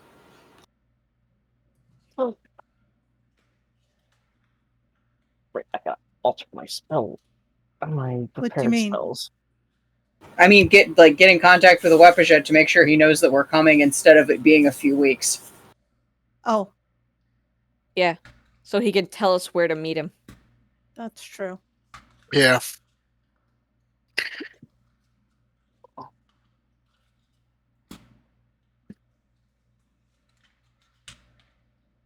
Okay. Let's see. Let's put together a message.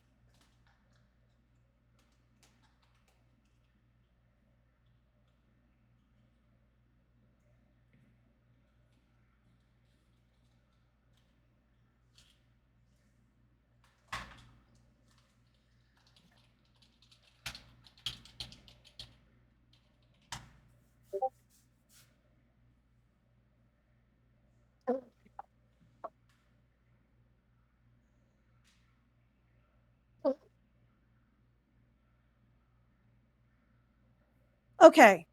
She's going to do her spell and say, Scholar Awepajet, we are coming to Louvain from Patrie with the egg. Where should we meet?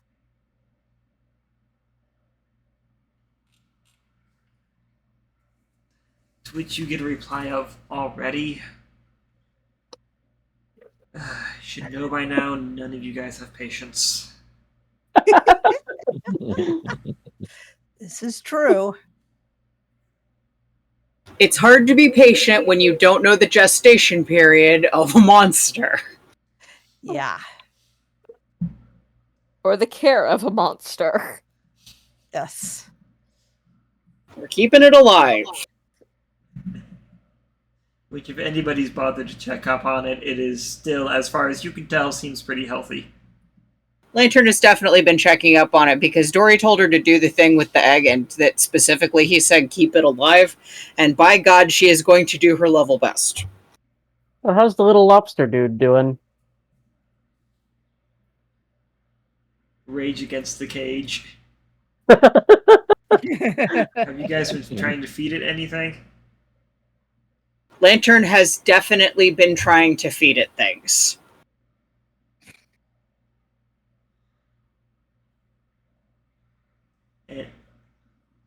Examples on things?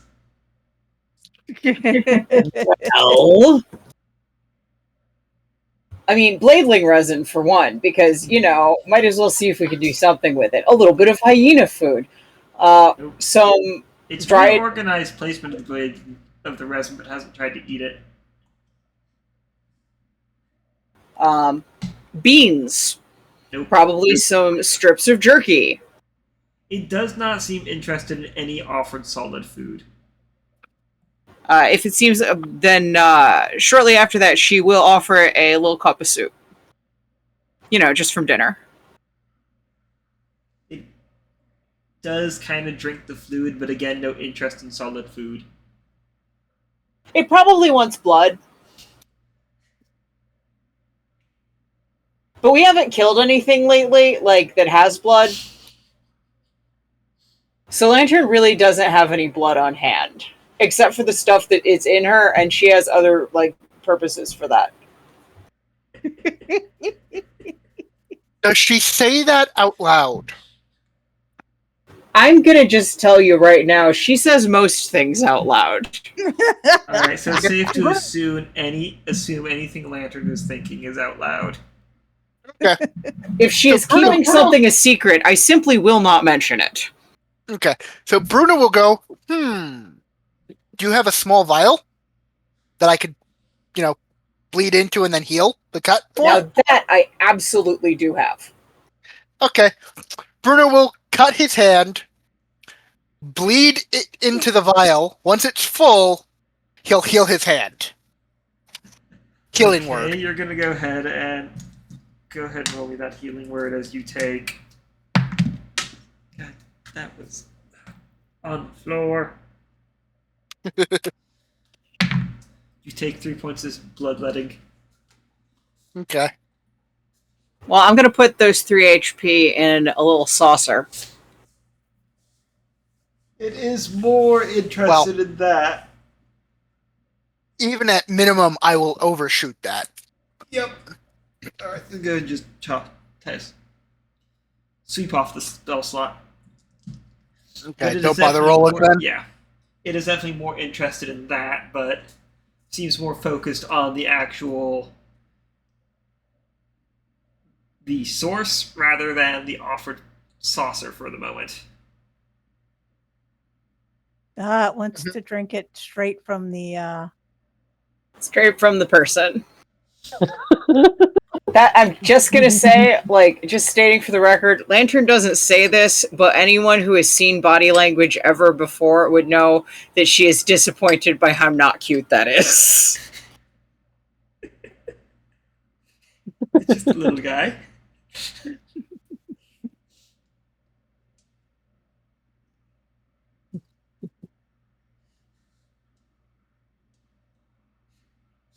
His lack of cuteness is unimpressive.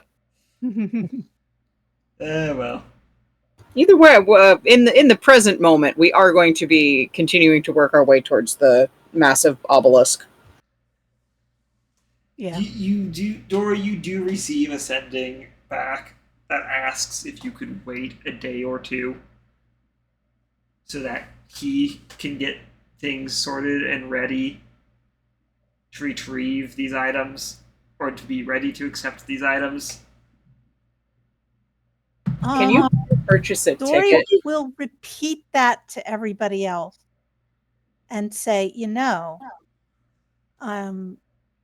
I was kind of looking forward to going to Louvain anyway, because that's where my family is. And, like, I know Lantern and my sister have some things they might like discussing. And I know my brother would really like to meet Vellos. So, I mean, we could take a day or two and visit with my folks, talk to a Wepajet, and then go back to looking for Lana. Sounds good. That works for me. Yeah, it works. Okay. Okay. She will send back to a Wepajet. We'll give you 2 days. Let us know if you are ready for us sooner. We'll be in Louvain. Thank you for giving me some time. I'll let you know as soon as I'm ready. Okay.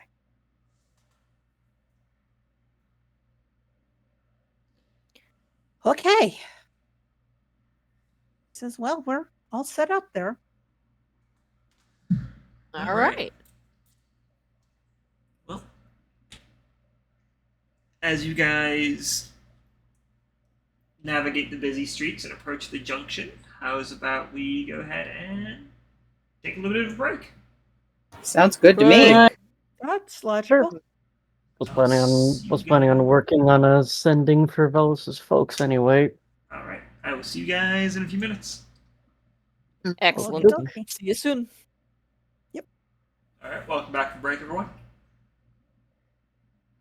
Woohoo. All right. As we left off, you guys were just approaching the junction, which is clear as the streets become more crowded. Well, Oh dear. while we're in traffic, Vellos is going to send the following message to his mother, which I put in our thing as well, Dice. As follows. Hey Mom, it's Vellos. Figured out where Lana went. She joined a Brethren band. They're having a concert in Patrie in a few weeks. So there's a little bit of silence before a somewhat panicked response of, Zeke must have told you, yes. We were supposed to tell you about that as soon as we could, and the message soon cuts off as she's just trying to just talk past through the sending. And then you're immediately hit with another sending. You just see Vellos start to giggle softly to himself. Unfortunately, we can't make it to Patrie, which we would really love to, just to see if we can't convince her to come home. And while we know this is important to her, it's much more important that she still has. And the message cuts off. We could be doing this for a while, in other words. Depends on how many spell slots Vellos' mom has, and she is an adult dragon.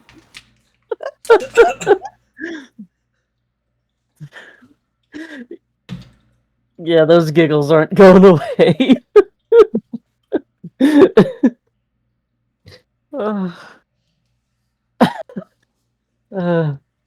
You're hit with like 2 more sendings like that with a third one does not come. Or a 4th one, I should say. 4 spell slots. 3. 3, I think.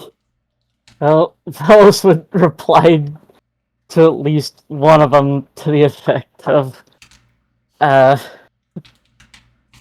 sorry you can't make it. Plan on talking with her once we meet her in Patrie. Gonna visit the nest with my crew sometime afterwards.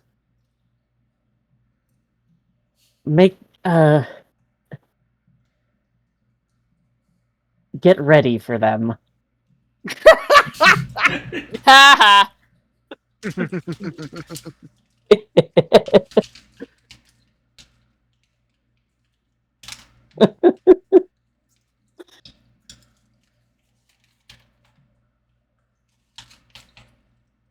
We're perfectly lovely people who plan on being ever so polite to your mother.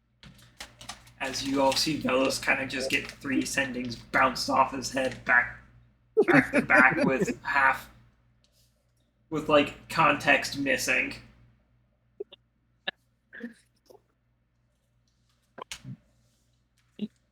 Is there even a visual indicator for someone receiving a sending?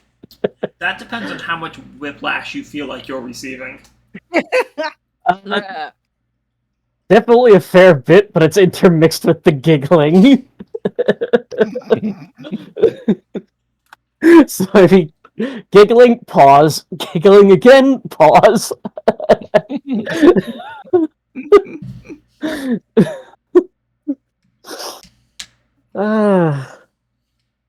That looked like a lot of talking going on in your head there. Yeah, been a while since we've spoken, and my mom's not as used. My mom didn't make as efficient use of sending as we would.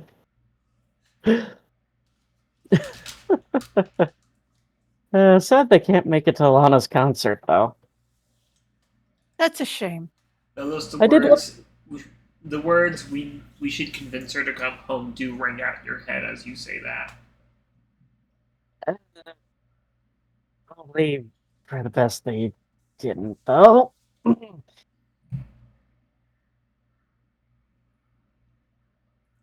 Also, let them know that we'd be we'd be coming to visit once we were done with our current projects in done visiting Lana and stuff. Yeah. Sorry, the sendings got me a little discombobulated. That'll be fun. Oh yes, they'll be delighted to have you all. That doesn't sound quite genuine, Vellos. Are you implying that we would be anything but delightful guests? Vellos doesn't say anything. He just gives you a very wide grin, Dori.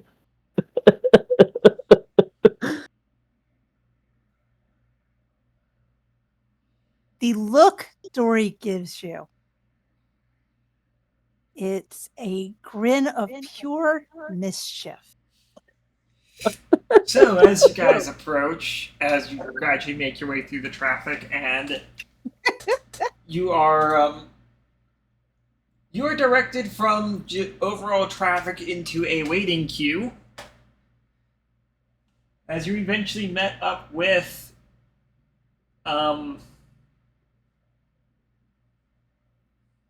a transportations agent. Yeah.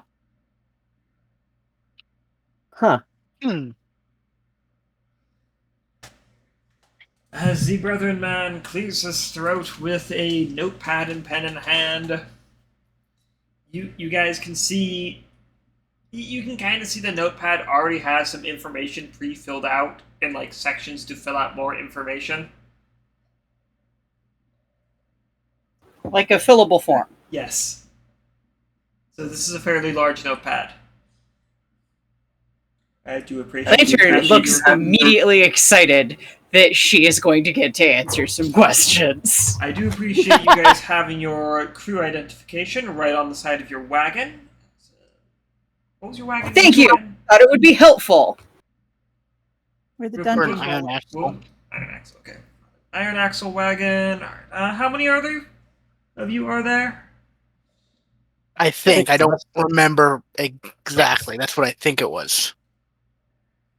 It was. There are Okay, 6 of okay. us. 6 of you, okay. Species?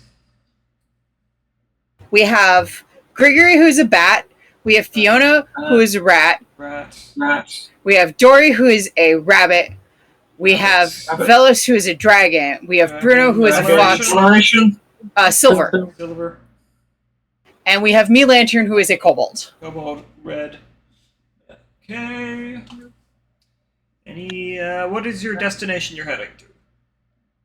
Louvain. Louvain, okay. Writing down that.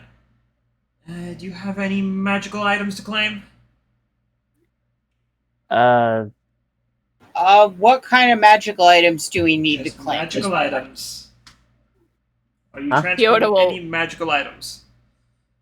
Yes. Well, I mean, Magical. He our checks off a box. oh,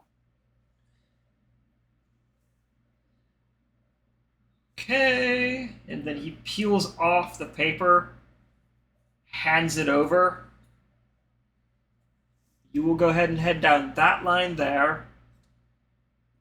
And you will go ahead and you will show that ticket to the desk once you get up to it, where they will then collect that and charge you for a transportation ticket based off whether or not you're going a one-way trip or two-way trip. Gotcha. Thank you for the information. And taking the paper, we are going to do that.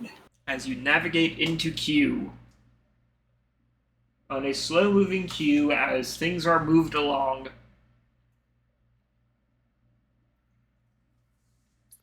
Twiddling our thumbs. Yep. you eventually do make it up to the desk, one of the desks in question that lead to Louvain, or for Louvain transportation. Yay! As you are met by a blonde-haired brethren woman at the desk.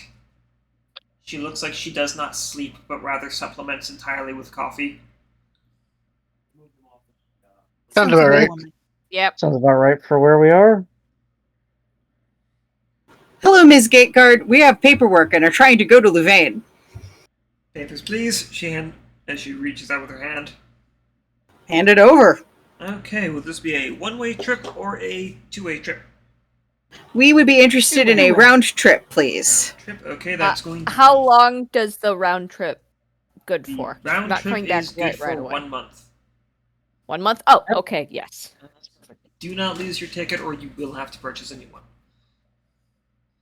Got it. In that regard, it will be for 6 people. That will be a running of 36 gold. 6. Fiona will pull it out of the wagon fund that they hadn't split yet, so. Okay. Okay, and she accepts the gold, pulls out a...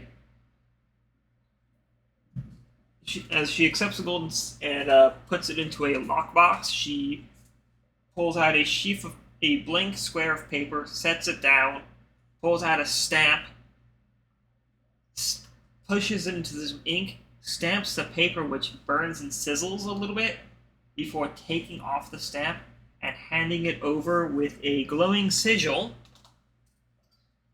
identifying your crew specifically, Ooh. with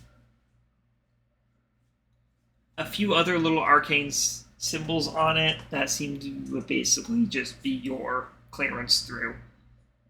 Don't lose this. And please be sure your entire crew is with you, ready to go, otherwise they will have to pay for their own transportation. Lantern delicately accepts the paper, by picking it up by not the sigil.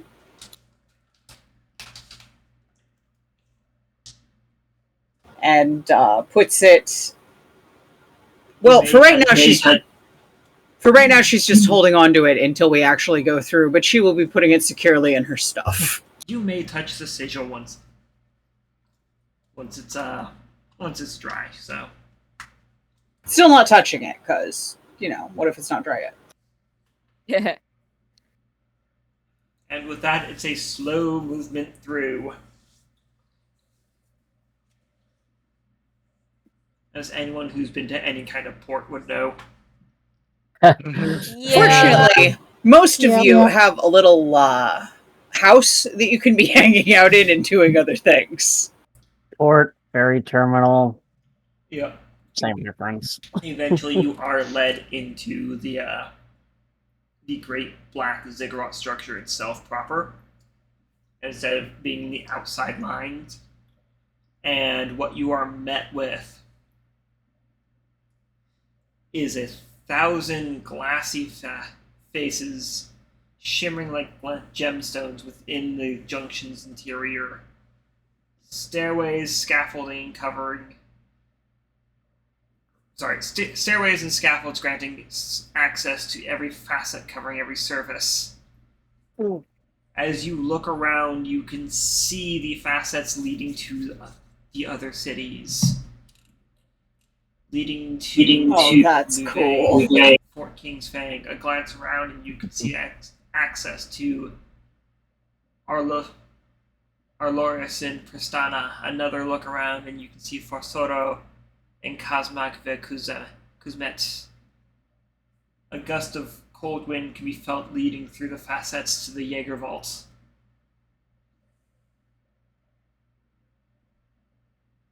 While fascinated, Lantern is going to continue driving towards Louvain. And you're kind of guided towards Louvain more than anything else. That's better, because that means that the temptation doesn't even have the chance to arise. Dori is just staring in pure fascination at all of the different facets. They should send Honestly, painters probably here. the most. They should send Fiona painters is here to very paint impressed. pictures of it. So as you move through, as you gradually make your way through line, as you're soon moving through one of the facets, and in an instant, just like walking through a doorway, you are in Louvain, capital city of the Kingdom of Elements. Dori That will was very suddenly fast. say, "We probably ought to have told my family that we were going to be here today. Do you think I should go ahead and send to them, or should we just Probably show a up good on idea. the doorstep?" Okay. I am happy to drive this cart to anywhere, whether we are announced or not. I mean, if you Fiona- want to surprise them, we can do that, but up to you. Fiona, ye with the map knows you just covered 180 miles in an instant. Fiona is beyond impressed, scrambling frantically to pull up the new map of the area. 'Cause she's never had to account for this before. Suddenly, they're in a new area. She needs her map. Poor Fiona. Dori will ready a sending spell. Her father's usually the one who writes her, so she's going to go, "Dad, I should have told you sooner. Uh-oh. We just came through Patrie. We're in Louvain on our way home. Can't wait to see you all. Love you."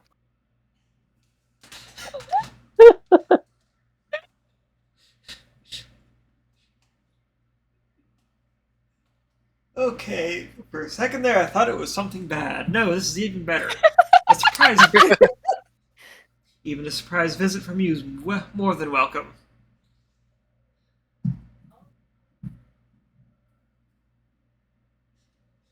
Dori will then go up to the front of the wagon and start directing Lantern to her home. Dori, you Lantern, know first and foremost that you're probably going to need to find a place to park the wagon. That's true. Fiona is realizing she doesn't have a map of Louvain. Assuming that Would I know where? Yes, Would you I know would know where. places? Okay. You know a few places, and you would also know that there is, on the immediate, a place to leave your wagon right by the junction at, Okay. a small cost. Okay, we should okay. probably kennel our wagon. Yeah. Such services are provided. Okay. Let's do that. Let's do that. This is a big town. I'm So- sure they can handle a couple of hyenas. Something after the Drake incident, something carnivorous animals are properly provided for. Not surprised. Understandable. Well, Lantern will happily drive up to the place where they will look after your cart for a fee. Yep. Dori will ask what the fee is. It is a gold coin per day, or if you're staying for a week, it is 5 gold. We're probably not staying for a week, are we, guys? Want to pay 3 days just in case something unforeseen happens, and if we need more, we can buy more. That sounds good. Yeah, that sounds reasonable. Yep. We'll hand over 3 gold. Okay. And the valet will take care of your wagon for you, along with your cackle ponies.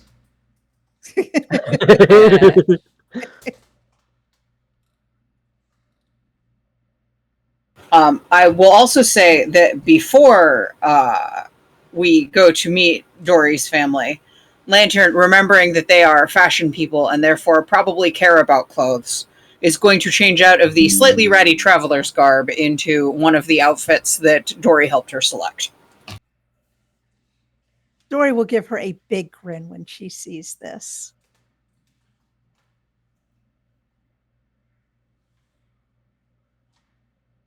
The fact that it has a very kicky skirt that is fun to twirl is related to why she chose it, but it is mostly because she knows that this one has got to be pretty good. Okay. And Dori will gather her stuff and start to lead the way home. Through the busy streets of Louvain. Yeah. It's one of those situations where, yes, the roads do have enough space for wagons, but you're not getting anywhere on a wagon. It's a good thing that Vellos is tall, because between the temptation to window shop and the bustling crowds, if there wasn't somebody as tall and shiny as Vellos, Lantern would have been lost 5 times. There are plenty of touristy shops as well around the junction, so probably 6 times. Yeah. At least, yeah. After a few minutes, Dori's going to pull Bruno aside, and she's Yeah. going to say, "Hey, Bruno, you need to bring up the rear so we don't lose anybody." Good idea. And Bruno will bring up the rear. Honestly, Vellos is probably gawking more than a bit himself, because, yeah, he's been to a few cities at this point, but this is an entirely different magnitude of people. Not This only store is it- only sells wigs! Who Fiona, needs a store that meanwhile- only sells wigs? That's amazing! Fiona, Well, meanwhile, has that small town distrust of everyone. Vellos, Fiona, Grigori, Lantern. The signage of the signage of many of these stores and places, as you're finally getting a chance to take a look around, are made of glowing hollow glass tubes. Hey, Bruno, it's a good thing you're pulling up the rear, because you're going to have to pull her away from the first time she sees this. Vellos is honestly Come probably going on. to do a double take. Now, when he such sees that. signage was visible in Patrie, But since you guys were kind of beelining your way to the junction gate, nobody really... We didn't get this close to it, No, for sure. No, not at all. You kind of stuck to the main road where not as much of that signage. But now you're exposed to it full on. And What it's everywhere. Hell? Bruno, Fiona, or Bruno, Dori, you're used to the soda lamps. Yep. That's And you also know the soda lamps were inspired by Patrie's own signage.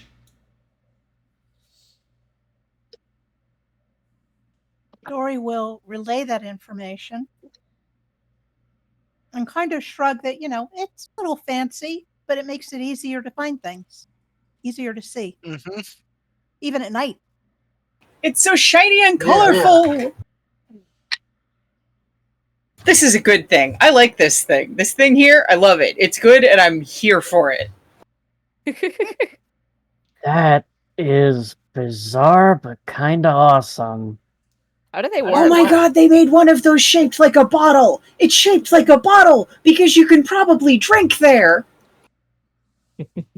Dori will nod, yeah, that's probably a bar. Probably.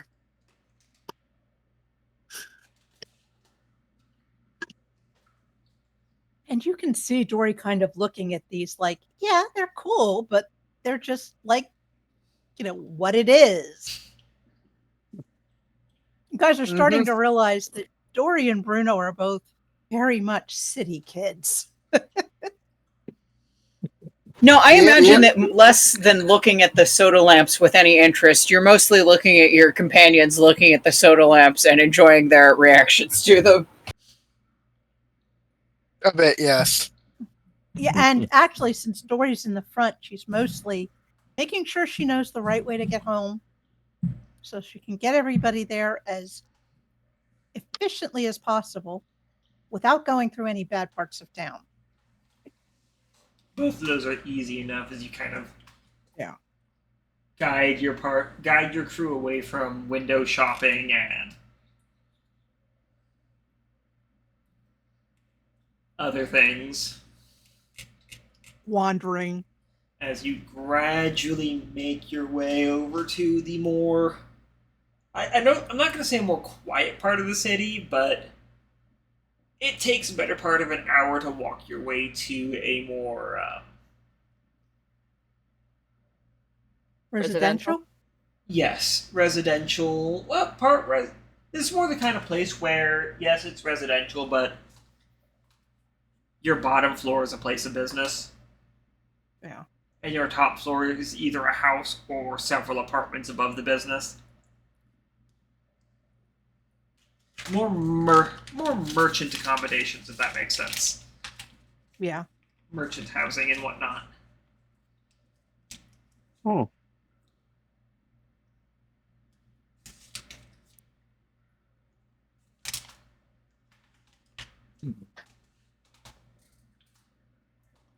The Still, farther it is they the sort get, of place where you have your fountains in the middle of the streets.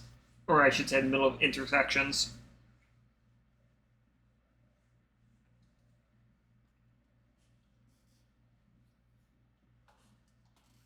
and the farther in we get, the more you see that Dori is practically bouncing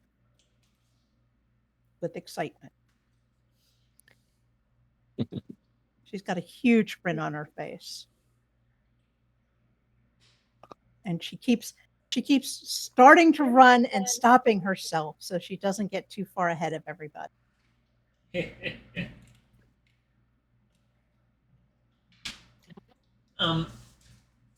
Eventually you do make it to your family's I guess place of business. Yeah, it is a place of business. Just trying to pull up the information.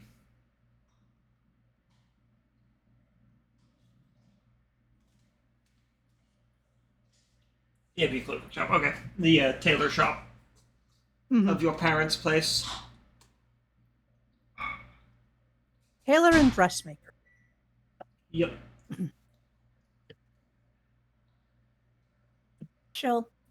This is our home. My parents work down on the first floor. And we live upstairs. Huh. And she'll charge on through the front door into the shop.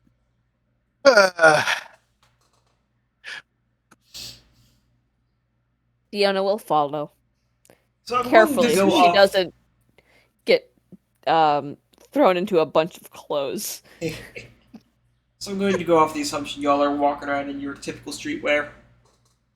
Except for Lantern, Yeah. who dressed up nice specifically. I just assumed that was Lantern's typical streetwear at this point. It varies. Fair enough. Yeah, nobody's in their armor. Fiona Yeah. is wearing the No. clothes she does not wear into dungeons because she doesn't have armor. Yeah, streetwear sounds about right. Okay. Yeah. Yep. So as you walk in, Dori, you see your father and mother kind of, folding some clothes, putting them back up on the racks.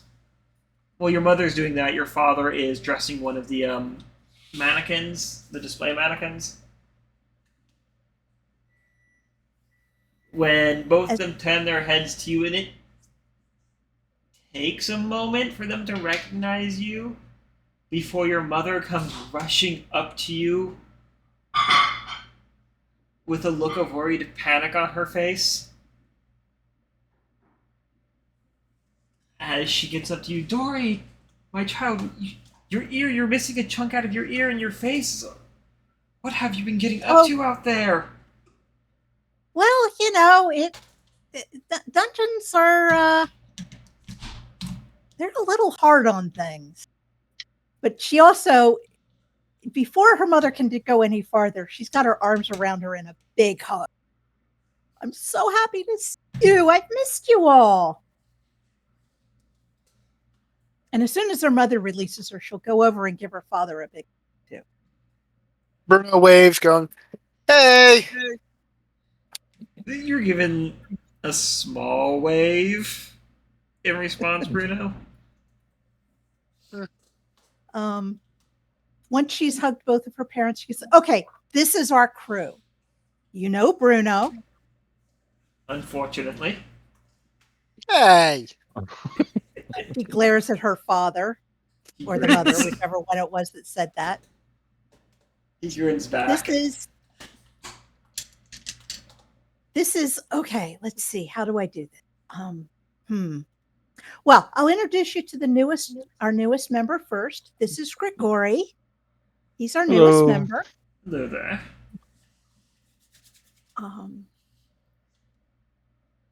And this is Fiona. She'll give a small wave. Yeah, you'll have heard me talk about her. And this is Lantern. And this is Vellos. Lantern, who is sort of staring wide-eyed at the mannequins, trying to figure out what exactly she's looking at, does shake her head and give a little bit of a curtsy.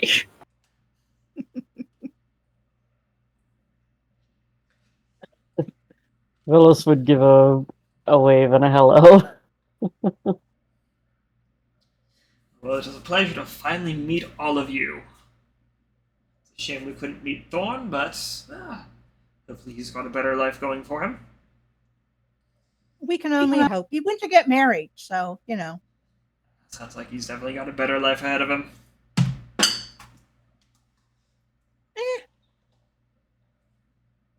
He's probably not going to have to worry so much about fire anymore.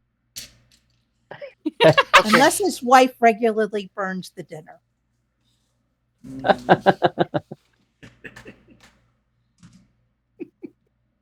Yeah, I don't think he'll be able to cook with that phobia, would he? Probably not, no. Let's hope he wasn't the main cook of the two, because that would definitely change the dynamic a bit.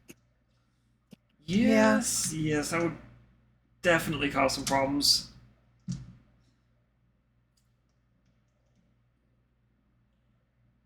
But let's First off, Dungeon Master, stop dropping things.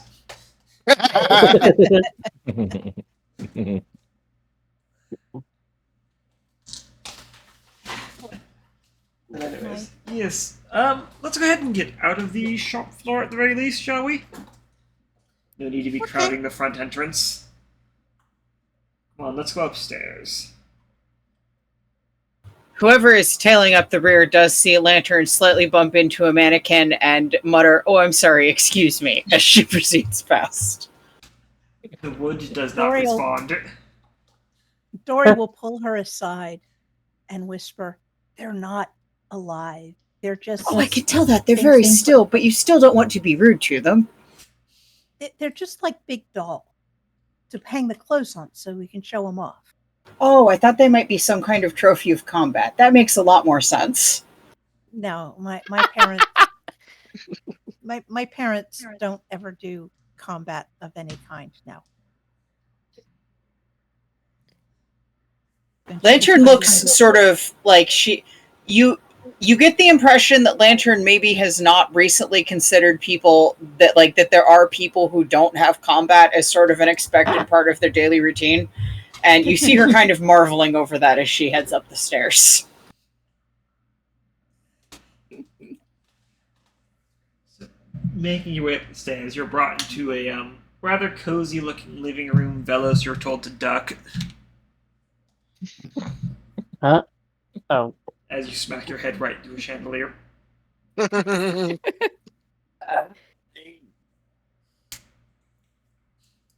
Big oof there. Still gotta remember that's a thing. You went huh instead of ducking.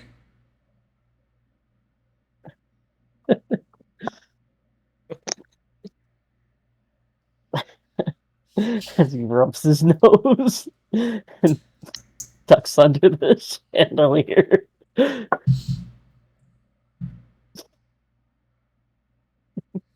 So, And Dori suddenly realizes, you probably would like to know that my parents' names are Pepin and Madeleine. Chomante, of course, because, it's the same one. Madeleine is also a very wonderful type of cookie. I know. Mom's not real fond of them, though. Well, I think it might. I don't like to eat lanterns very much, so maybe it's just weird to eat something you're named after. It could also just be because lanterns aren't edible. Yeah. I bet. You see Lantern grab the notebook she sometimes scribbles notes in and start furiously jotting something down. So, Dori, do you and crew regularly get into these little side conversations? Yes. Oh boy. All Sounds like of us never a dull have moment. Oh, yeah. All of us have such different experiences of the world that, combining them gets... It needs lots of little side conversations to make it work sometimes. I believe it. I quite well believe it. And, right now your sister isn't here. She ran off to go get Nolan. And what's he up to these days? Oh, the same as always, Mm-hmm.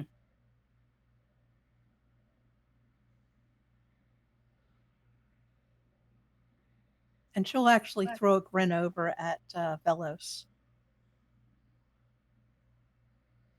with all of that. Mm-hmm. They should be back soon. Now, I know he wanted to meet Vellos, so... Oh, right. yes. They may be a little bit, but... As she had to go get Nolan from his work. Yeah. Well, I mean, we'll be here for a day or two, so it's not like it has to be all. That's good. Any reason for your visit? Or were you just wanting to come home for a little while? Well, there's 3 reasons for the visit. Number 1, I wanted to come home and introduce everybody to everybody. That's one reason. One reason is that there is a jackal in town, a Wepajet, who is Jackal. he's a dungeon What scholar. have you all been getting up to? Well, A lot. yeah. There's a monster type. We used to call them spider chickens, but people seem happier when we call them bladelings. I think I've told you about them. Yes, Anyway, I believe you have. Yeah. He's studying them. So we've been providing him with specimens. And that's another reason we're here is we found an egg, a queen egg, unhatched yet. So we're hoping to give it to him so he can study it. I hope he is careful once it hatches, but because they're not fun to get under control. But he should know how to handle it. Assuming he chooses to hatch the thing, Yeah. we have no idea what he's gonna do with it. Not a clue, but he knows what he's doing. That Well, I There's certainly also- hope so. yeah, we think there might be something. We think he might have known Bruno's father. Joaquin. Yes, Joaquin. Hmm. So, Bruno wanted to talk to him about that. And also we were in Patrie looking for Vellos' sister, who's taken up with the Brethren band there. Yeah. So we have to go back shortly to find her and Oh, probably to hear the band. we've seen a few posters of that around town. Yeah. Do they look like this? Says Lantern, excitedly pulling out of her pocket what looks like a Xerox of the poster. Well, a lot better than that, but similar, yes. Yeah, we couldn't peel the one that was on the wall off the wall good enough, so Dori took a picture of it for me, which was really nice of her. And she puts it back in her pocket. Yeah, we're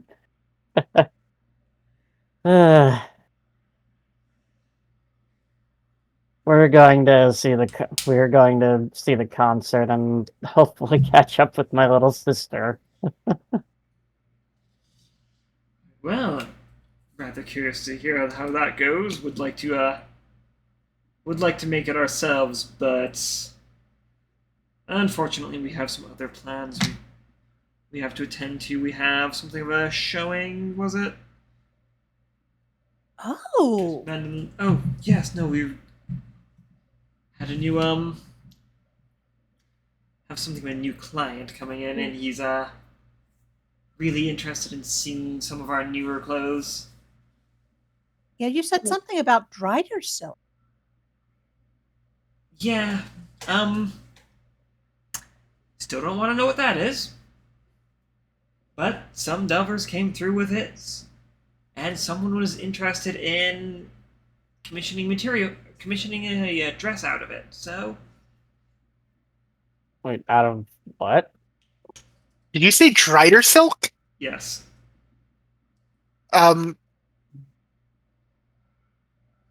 Didn't hell? we? The only one who ever tried to get any of the thread from that was Lantern, and she botched the job so badly that what she has is a little bag full of shredded Drider silk. It was more cases. Didn't we fight a Drider? And Bruno asked that out loud. In one of those dungeons? That spider-themed one? Oh my, yeah. We did. That was a weird one. That's the one where Yeah. Vellos tried to bite the webbing away. Don't name me a Dori, are you wearing long or short sleeves? I'm probably wearing long sleeves. Dori, Dori, your bite mark itches as it's kind of brought up. Mm-hmm. So kind of No. rub at it. Don't remind me of that. You Yeah, have no idea how terrible that stuff tasted. The only web we that didn't eat is again the only web that any of us have is what Lantern picked up after Vellos spat it out. As your parents are kind of looking between you, all kind of confused, Dori. Well, we think we fought one of the Driders. We didn't get any silk from it because that's just the way that went. Except for, the parts that Vellos had to spit out after he bit it off of himself. Okay, I think I was freeing one of you. It was Lantern. That's why she Yeah, kept yeah. it. Right, I Sounds was trying like to you find- guys get into quite a lot. We do. But we Yeah. help people. I mean, that's what we're doing. I mean, let's face it. If your clothes started suddenly getting up and walking away and attacking people, you'd want somebody who knew what they were doing to stop it, wouldn't you? Absolutely. That would ruin the threads You're- on the clothes. Exactly. That exact thing happened with a glassblower workshop. As Pepin kind of gets like smack. Yeah, the bigger concern is the mannequins attacking people. And you see, we actually ran into a dungeon where that type of thing happened. It was glassware instead of, clothing and mannequins. But still, the glassware was like they had little glass banks that were shooting the coins at people. Yeah, they were jars or pots. They were or all something. full of money. Yes. It was fun to get the money. Yes, it was fun to get the money. But, we had to stop them from attacking people. I do think more dungeon monsters should spit out money when you hit them. I still have That would be great. the memory of the little cup jumping down the street away from the shopkeeper is really funny though. It is. Well, sounds like quite the interesting venture. Yeah, that was- worrying, but That was one of the more entertaining dungeons, I'll be honest.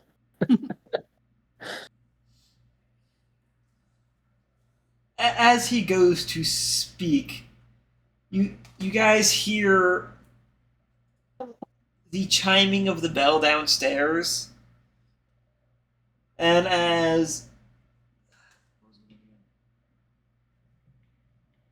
Madeline gets up to go check who it is, before she gets to the door, it flies open as you are met with the sight of Victorine and Nolan. Dori squeals and races over to hug them both. Victorine is eager to embrace your hug, though with the same, "Oh, sweet Prowa, what happened to your... What have you been getting up to? You're missing part of your ear."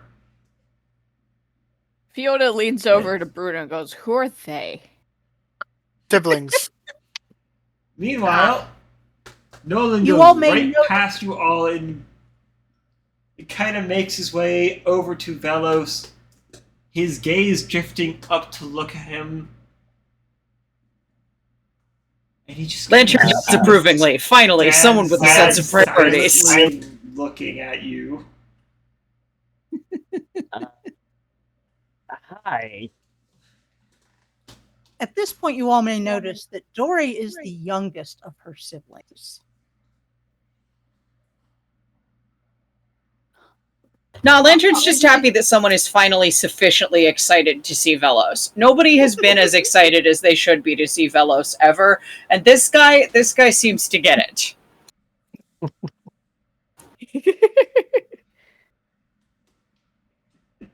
Anyway, she'll say, "The statue over there is my brother Nolan, and this lovely lady is my sister Victorine." Hi. And then she'll introduce the rest of the party to her Pleasure to siblings. meet you both. As Victorine eagerly waves to and greets you all individually. Nolan just kind of waves. And then only really directly greets Vellos with, "Hi, Vellos." As he seems as awkward as you are in all of this.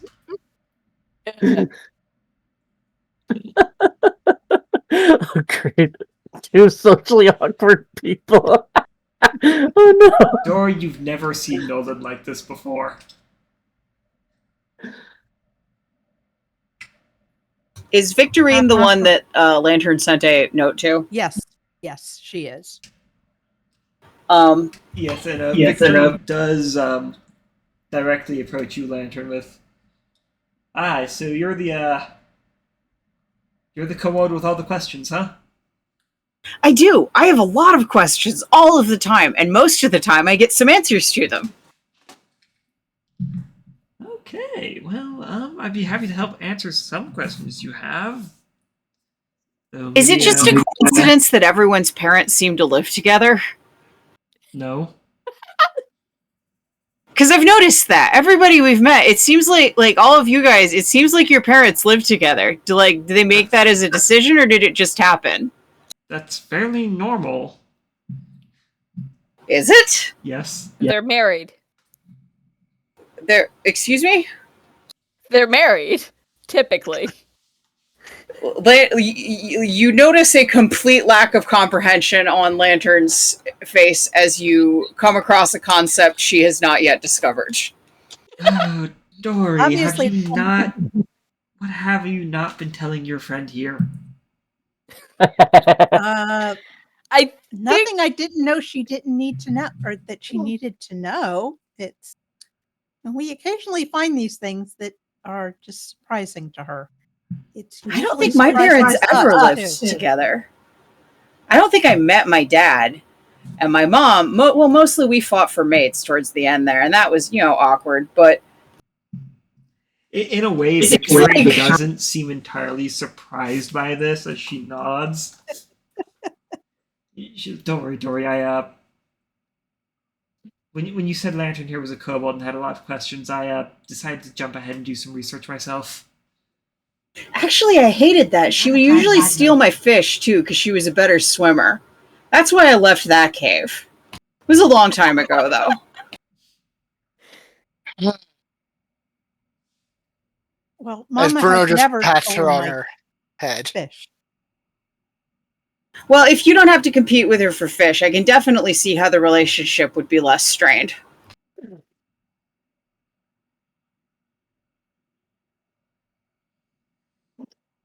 And not for mates either, because, she's married to my father, so. Oh, okay. That just means they pick the same one over and over. That makes sense, because, you already liked him. Probably. Yeah. And mammals like us usually stay together, if not forever, at least for large periods of time, especially when they're raising children. Lantern looks fascinated by this concept. And you see her pull out a notebook.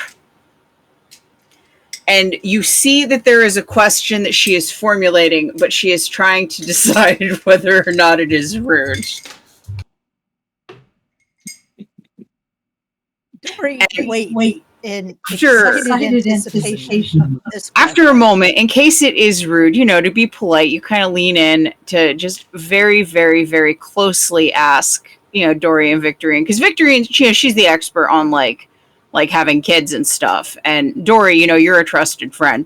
And you can probably smooth things over and know that I'm not trying to be rude when I say this. So, real close to you guys, Lantern says... And I guess probably most of the time, even when the food shortage is there, nobody eats a baby, right? That's not normal, right? Fiona starts I cracking up have in the missed this one in background. researching kobolds. I'm a little worried for what Warren Lantern here came out of. Well, only when the No, food's... we don't eat babies. We never eat I babies. am extremely worried about whatever Warren Lantern came out of. Well, I didn't. I was That's a really good. good fisher. I'm great at fishing. I would never need to do that. But, there were other kobolds.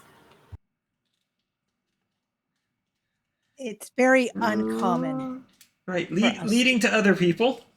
What are other people doing aside from suffering lanterns? Aside from staring fucking at this conversation in horror. Fiona has his is head in his cracking hand. up. Bruno has his head in his hands and is going, I did not need to hear this.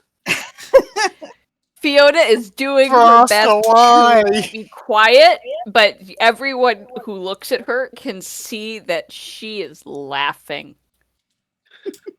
Silently, but laughing. She finds this whole situation with Lantern to be hilarious and didn't realize that mentioning marriage opened up a bombshell of questions that led to, you guys don't eat babies, right? That further led to what happened in Lantern's Warren. It wasn't a good Warren. I will tell you this right now. Clearly. We figured that out ourselves, I think. Yeah. Like, I'm going to tell you guys right now, on the road, you have incidentally heard, conservatively, 500 ways that different kobolds Lantern knew have died. Oh, yeah, we're all Ways for aware death. of it. Yeah. Ranging from ate a weird mushroom and turned purple and swelled up to eaten by monster again. Oh, Lord. Alrighty. Oh, Vellos, you have a very awkward looking rabbit standing there looking up at you. He looks like he wants to ask you something, but so Dori told me you were eager to meet me. yeah. Okay. Nolan is a metal sculptor, among other things. Vellos is a forge cleric. You two should have lots to talk about. Metal what? Metal sculptor. Oh. Make sculptures out of metal. Huh. We'll have to go around and show you a couple of his bigger, more successful people. Right, Nolan? Oh, definitely. I would love to show off some of my works to Vellos here. Yes. Sure, that sounds awesome. Again, Dori, you know Nolan. He can usually get his words out.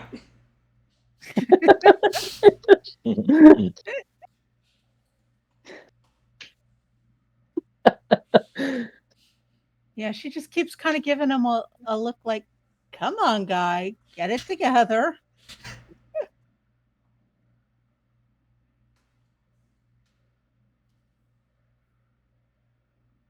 But his gaze has definitely not left Vellos. Which honestly might be part of what's throwing him off so much.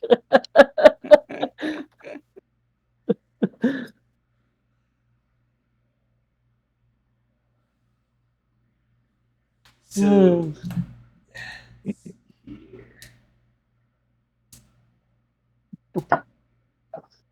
says you're being hounded like that. Victorine is being hounded by Lantern, Who is taking notes. I've put some of the notes in the private channel, but yes. she has been taking notes on things Victorine is saying and nodding a lot. Oh dear.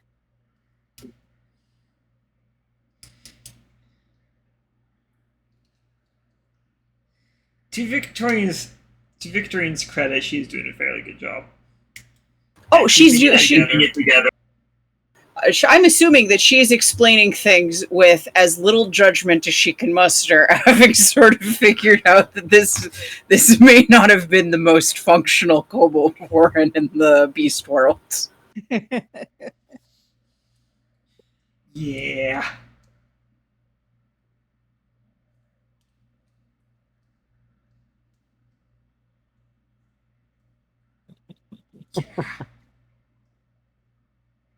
After a couple of minutes, Dori will actually go over to her mother and just kind of put her arm around her and cuddle up to her side and just smile at everybody.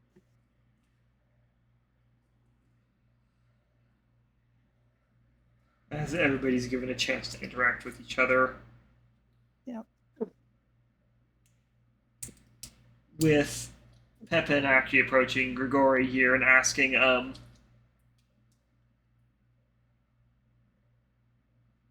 asking about any particular styles or aesthetics that come out of the Astral Sea. For clothing?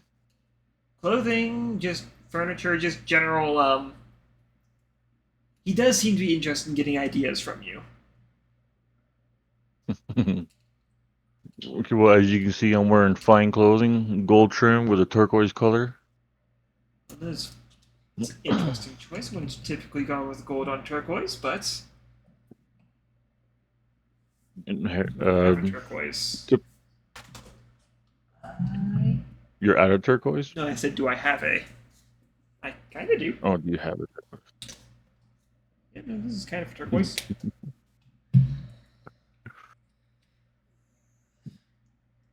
Yeah, typically everybody just wears what they want, what they prefer, style and color and everything. I prefer turquoise with gold trim. Hey, there you go. Yeah. That looks good. Yeah. Good Wings go. aren't anywhere near as big as Vellos's.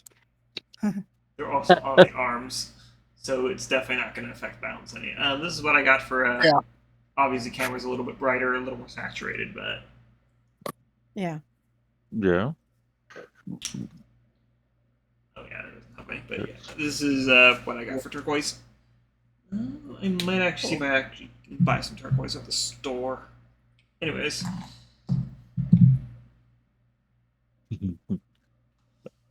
I'm also walking around looking at all the mannequins and stuff like in the mannequins would in their- be on the downstairs. You guys were let upstairs, so it's more of a living arrangement. Oh, More of a living room. Okay. comfortable living arrangement. This is not the kind of place that has a kitchen though, so refreshments have not been offered. Yeah.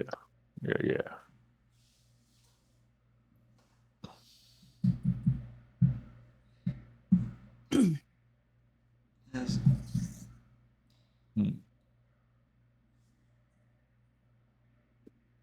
I want to ask you if there's anything that you would like to know about the Astral Sea.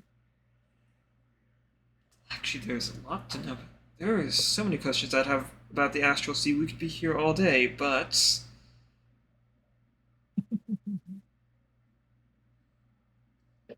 I think he says as he's looking at, he's kind of looking at your arms,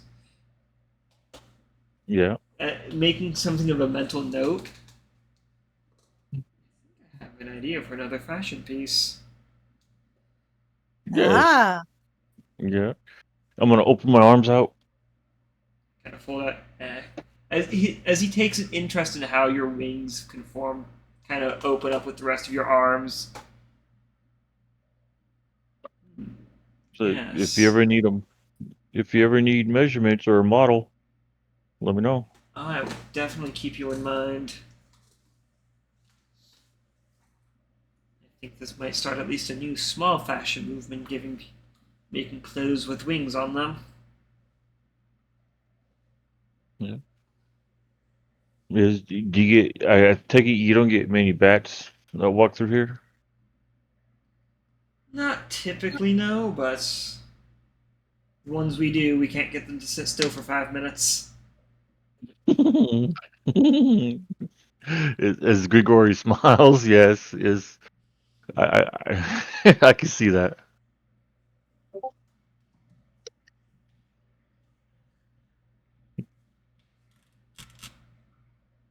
And, I'm and gonna in the sit down on the background, couch. Nolan and Tor and Vellos still staring at each other. Vellos would try to um, break the awkward silence, like ask Nolan about his works, like the materials, how he makes them, that kind of stuff. There is a level of excitement he goes into that, Dori, you've only seen him go into that maybe a few times with other people in this degree of excitement and detail.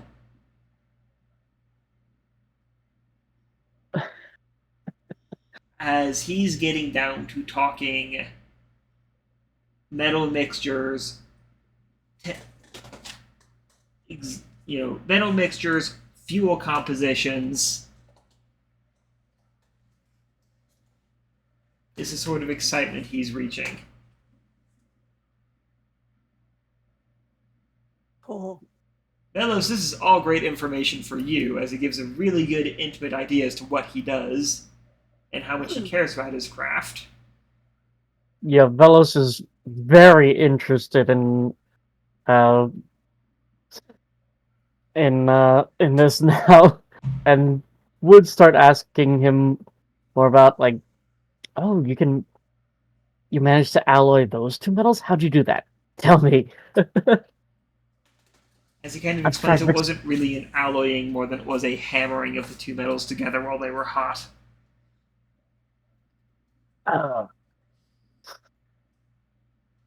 Once they start actually talking details, Dori's just going to leave them alone. She doesn't really,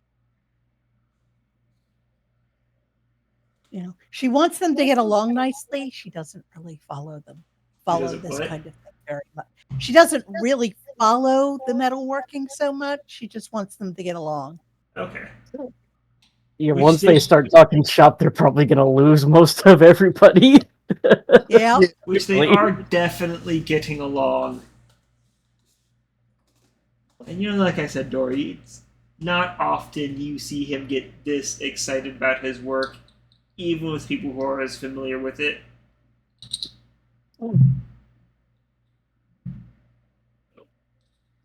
I'm sure it has absolutely nothing to do with the fact that Vellos is a dragon. Nothing at all. Absolutely.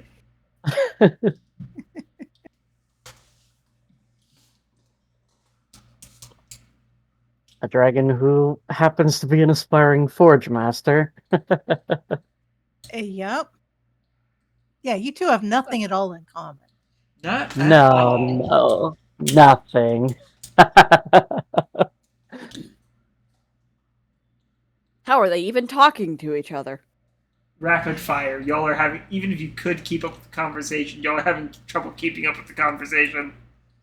Yep. You haven't even heard most of the terms Vellos is using, because he's never really gone into the details of his craft with any of you.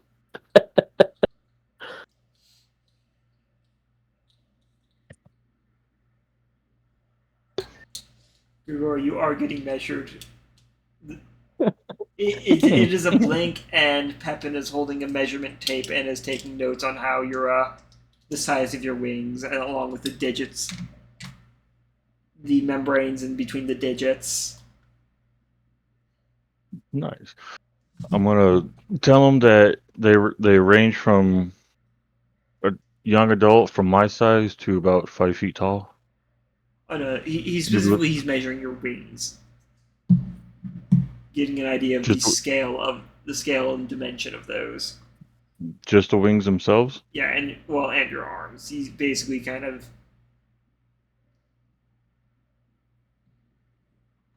He's measuring you as if for clothes. Yes. Yeah. Whether you're going to whether he's going to make clothes for bats or make clothes with a facsimile of bat wings on them, that remains to be discovered. Anyone's guess.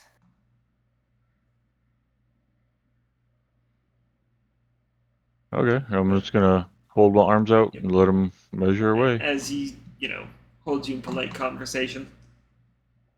Dori keeps an eye on it so that if Grigori starts looking uncomfortable, she'll come over and try to distract her father or something. Right? You know how your father works. If Grigori starts getting uncomfortable, he'd be the first to back off. Yeah. She's just going to keep an eye on things.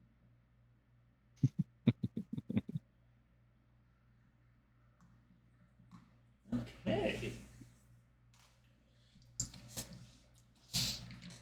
It's only a few minutes to get Grigori's measurements, but the conversation between the two forge workers continues to rage as Nolan has gotten kind of closer to Vellos.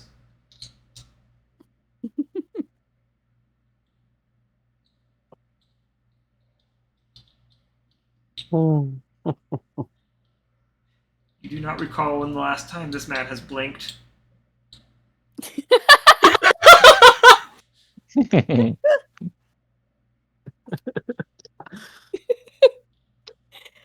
Oh dear. Yeah.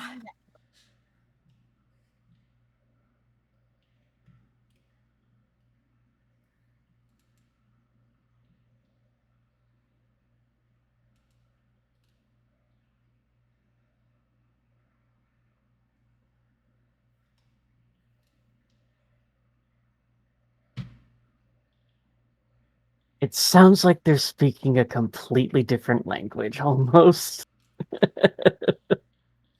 It's kind of what happens when you're in any sort of professional work setting. As the conversation flows.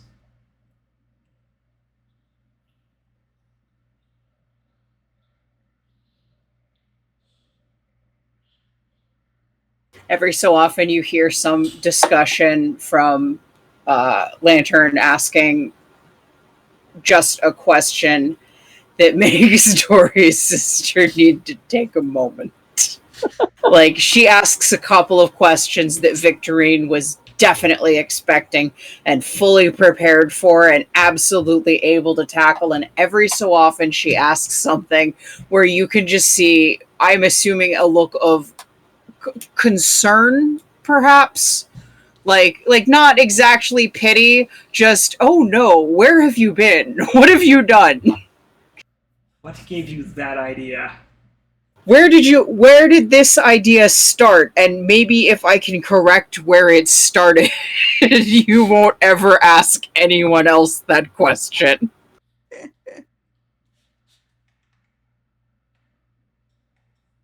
Yes. The occasional concerned look from Victorine is tossed your way, Dori. Oh. Anyone kind of a shrug. Anyone not listening to tone, Lantern's questions are very polite and pleasant and a modulated volume, and sometimes one of them just makes you need to pause. This is not new to Dori.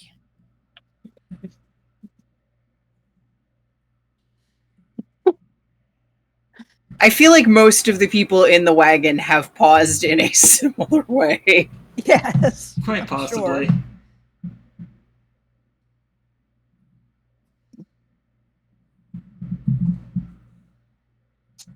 Yes, we've all had experience with Lantern and her enthusiasm. Unconventional worldview? Yes, that too.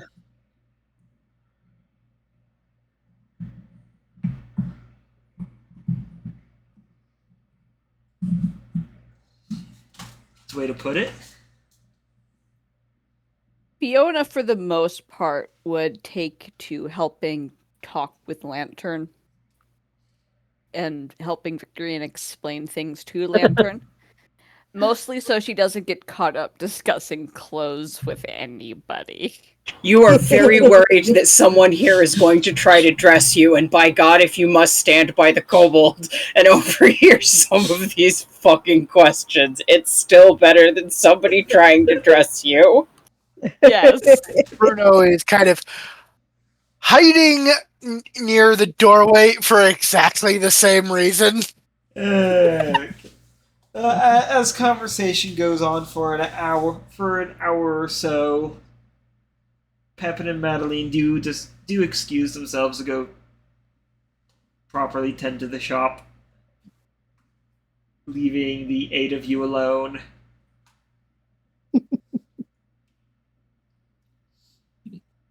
I need to be right back. 1 sec. Okay.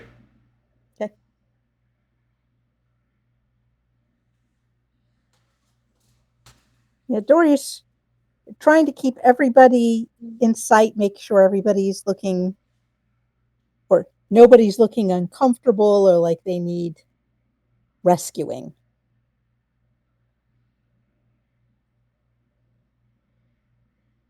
And otherwise, she's just letting her family meet her friends and her friends meet her family and everybody getting along.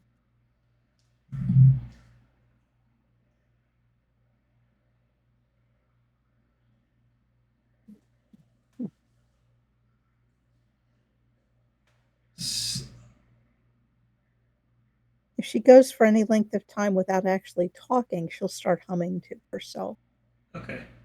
So, which her family is used to. at some point during your conversation, Vellos, with Nolan, he gradually stops. He stops for a second, looks around a little bit, and thinks before speaking up in an offer to take you specifically to go check out his own workshop. Which Vellos eagerly accepts. I'm back. Welcome back. Welcome back. Vellos is being asked out on a date. Shut up, you. Somebody catches it.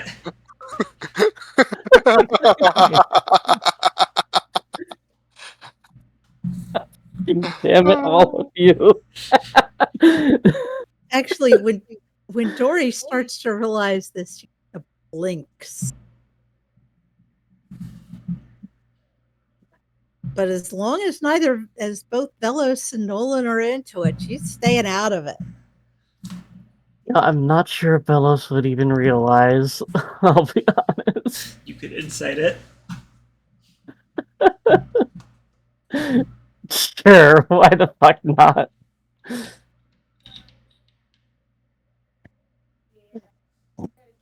Actually proficient in that. Oh.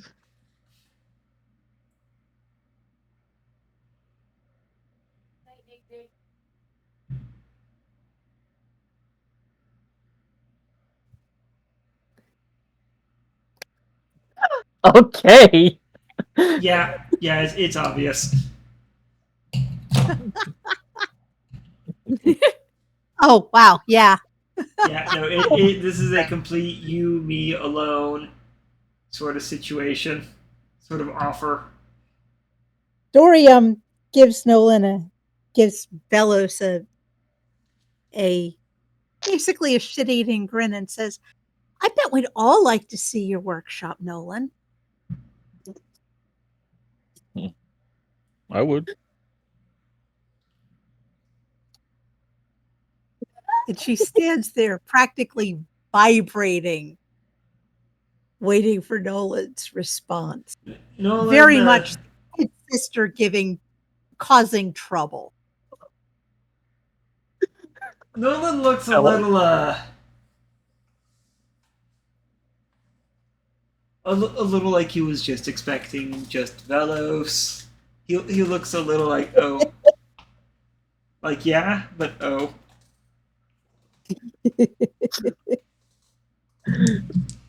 Let's see here. You are not doing a good job of hiding it. That is a terrible performance check. You are not doing a good job hiding it.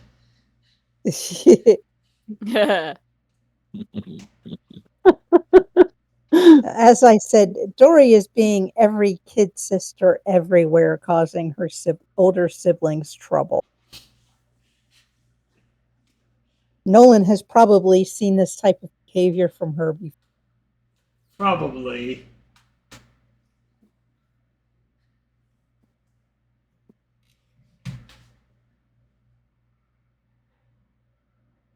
You see Vellos give you that same eerily wide grin again, Dori.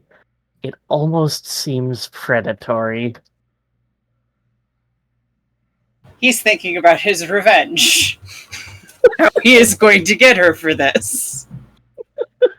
Yes, but again, Dori is a younger sibling. In fact, she is the baby of the family. She's used to getting out of this kind of trouble.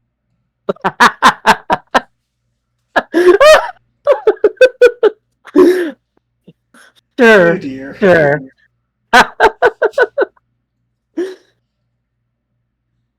For once, Lantern is not paying 100% attention to Vellos, and she's missing this whole interaction as she,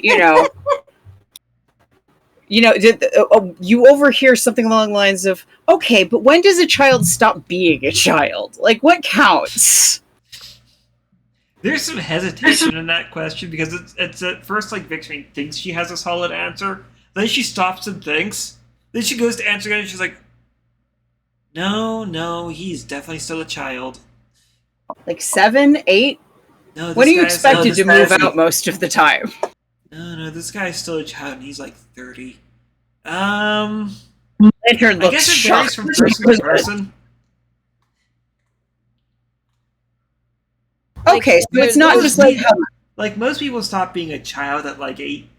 I guess. Well, they stop being a child at 18. Their parents might still treat them like a child, but this guy is definitely still a child, and he's so it's 30. not just when they get large enough, because this guy you're mentioning, he seems like he's pretty big. But it's not that they get kicked out of the house because the room isn't big enough anymore. It's more of a like when they're gonna go like be the world's greatest author or whatever. Or at least get a job and move out of their house, move out of their parents' house, or maybe their parents stop promoting bad Not everybody behavior. has a trust.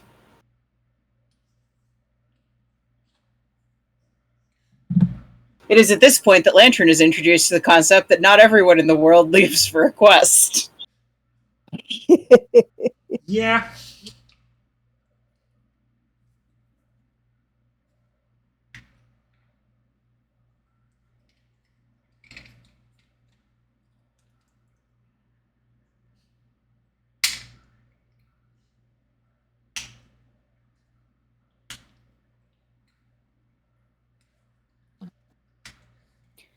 So as Nolan kind of tries to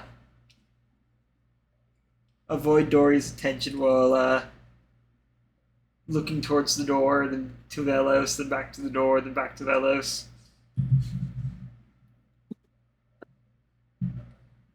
But knowing that Dori is- avoiding Dori's attention probably isn't going to happen.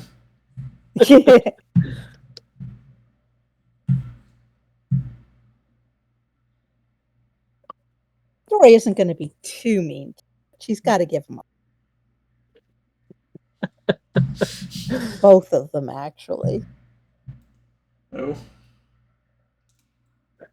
Both Nolan and Vellos.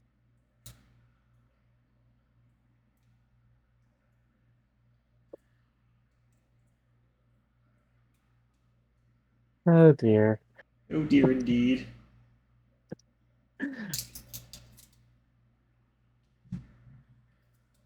I've set you all up perfectly. Yep. Except for Bruno. I've got nothing for you, Bruno. I'm sorry.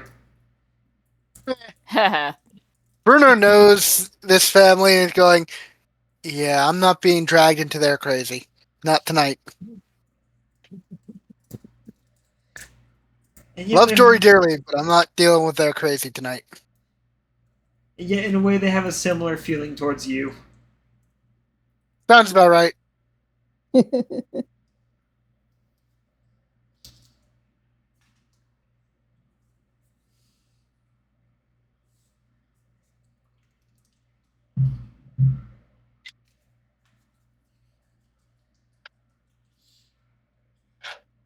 So, what are people doing as conversation kind of starts to die down?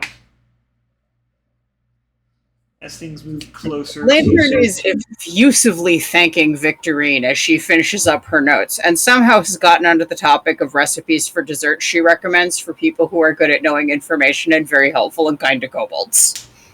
Oh dear.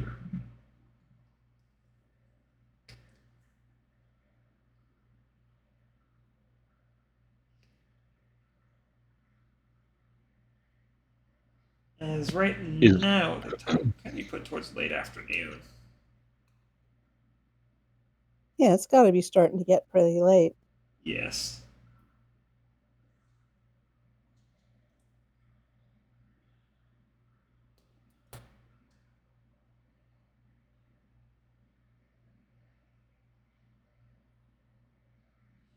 It'll be starting to get a little bit late. Vellos, you're asked how long in town you intend to be. And I mean, it's a general part to the question, but Vellos, you seem to be the general focus on that question. We'll be here for a few days. So uh, we're dropping something off for a client, and then we planned on heading back to Louvain for my little sister's concert. Oh. Patrie. I mean, Patrie. Yeah. I figured. Right. Oh, interesting.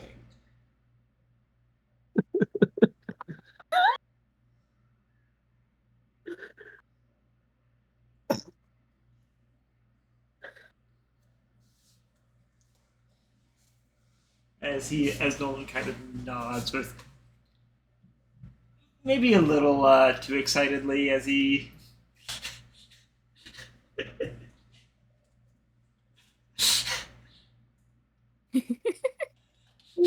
Yeah.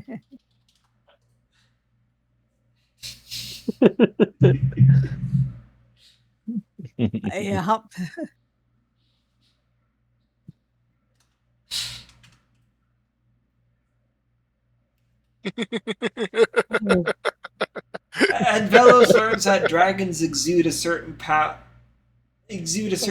and some people are attracted to that certain power.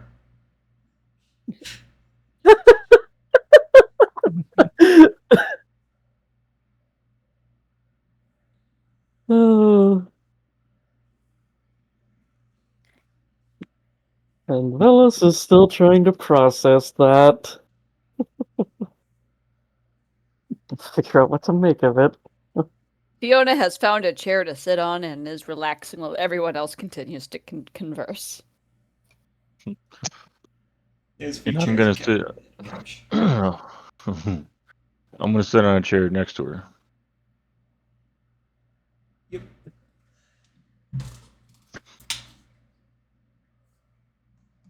You two are seated next to each other. General conversation. Witnessing this unfurl before you. Yes. When Dori sees the two of you sit down with just the two of you, she kind of drifts over and just makes sure that you're both okay. You're not feeling abandoned or uncomfortable or anything. No. And she knows her family can be a lot, so And she just wants to make sure everybody's feeling.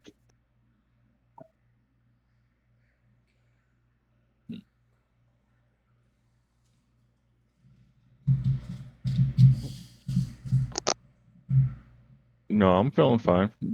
Just watching the show. Yeah, the Chamantes can be quite the show when we want to be. Yep. I like that you have a T at the end of your name that nobody ever says out loud. I think that's charming. We just kind of blinks at her.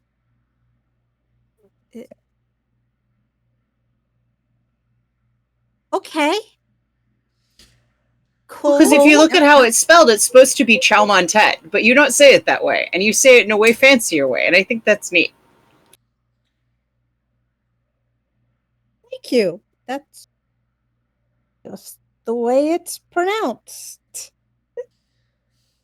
Hitting the party again with lanternisms. Dori has been confused. Yes. Well, you know, we already got a ton of, like, again, we've given your sister, like, easily a week of things to think about here. Yeah. Yeah, Victorine's probably gonna need some serious I feel like serious cuddle time with her boyfriend.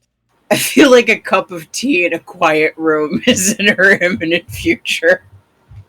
And she kind of just, even as the conversation on her end dies down, she kind of walks out of the room going, we need to find that Warren. This poor kobolds, we need to find them and help them.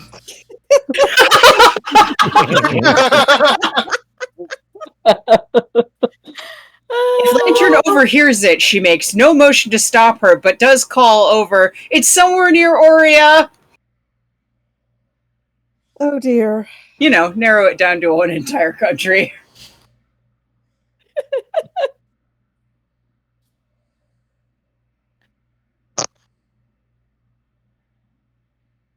Oh dear. Dori has visions of her sister deciding to go on crusade, which isn't really her sister except when it is. Missionary to the kobolds. Yeah, pretty much.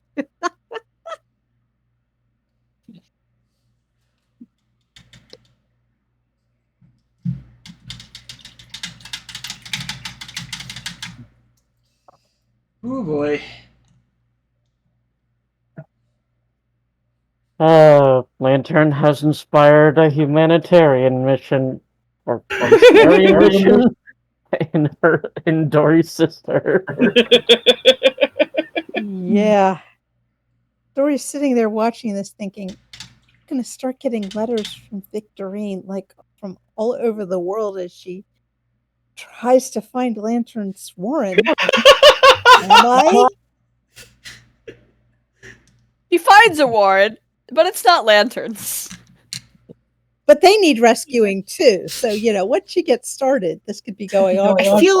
I feel like Lantern's Ward is in unusual need of rescuing for a kobold warren. As described, it is not a functioning social unit. No. And eventually it becomes this case of what do we do with all these kobolds? And, oh my god, so many of them are gaining sentience. We've gathered too many. Now we have kobolds we have to teach. Probably a good thing the topic of the Kobold Undercity in the Ancestral Lands never came up. Oh yeah, if Lantern ever learns about that, she's going to be very interested in learning about that, is all I'm gonna say. Oh boy. Vellos, you know next to nothing about that.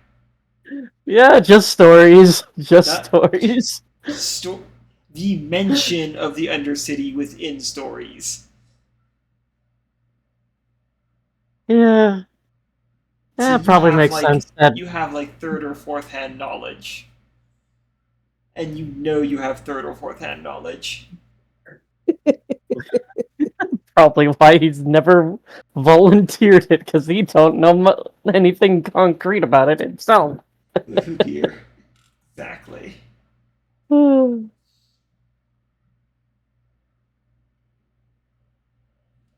Yeah, it's the kind of thing that if Dori ever heard, you know, he'd be dealing with a reporter's notebook and a questioner.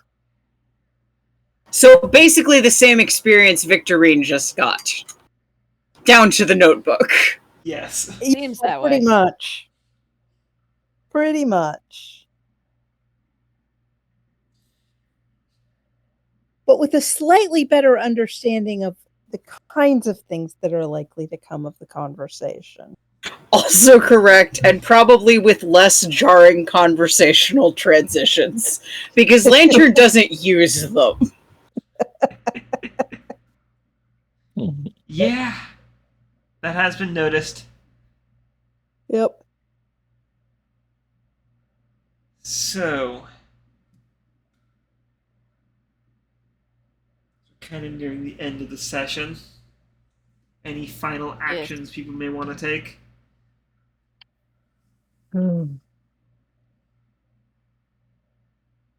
Before they get settled in for the night, Vellos is going to do another sending, this time to his pop. Okay. See if he knows how to do sending better. Hopefully. But,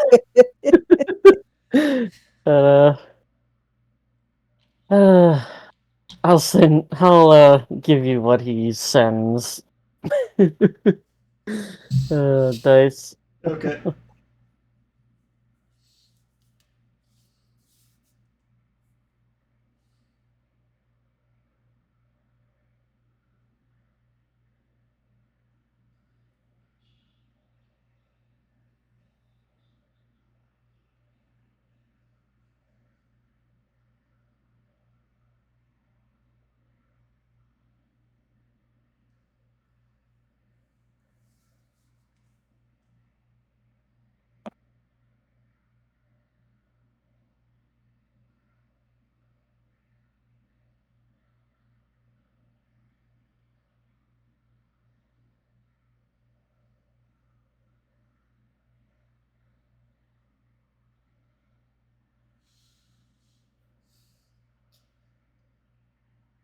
Fiona is meanwhile wondering how the teaching of the kobold at the monastery is going. The thing is, there is, Yes, like, yes. part of it is that Lantern is a kobold, but the question is how much of it is that Lantern is a kobold and how much of it is that Lantern is Lantern. Yeah. It could be going much smoother. It is better because the monastery has actual teachers. And you'd also know, Fiona, from the last message you received that the kobold was learning fast. Yes. His name is Snap. His name is what? Snap. Snap? Yes. Like, I think you might have just snapped into the microphone, but your noise cancellation is so good that I did not hear it. Unfortunate. oh my god. That's hilarious. Contextually, though, I feel like I've known you for like 16 years. I feel like you just snapped into the microphone. Yes, I did. Christ, like 20 years. Like 21 years. Jesus Christ. I'm not very good at math. Don't worry about it. I don't hang out with you because you're good at math. Okay, so Vellos is working on. Okay. I hang out with you because you're genuinely Vellos funny and just nice. sent me the sending.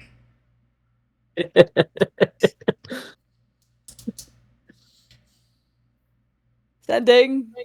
You get an acknowledged comment. Excellent. I'll have work to do. So, Dori, you know this place doesn't have space for all your friends to stay at the night. Right. There's a few places you could stay.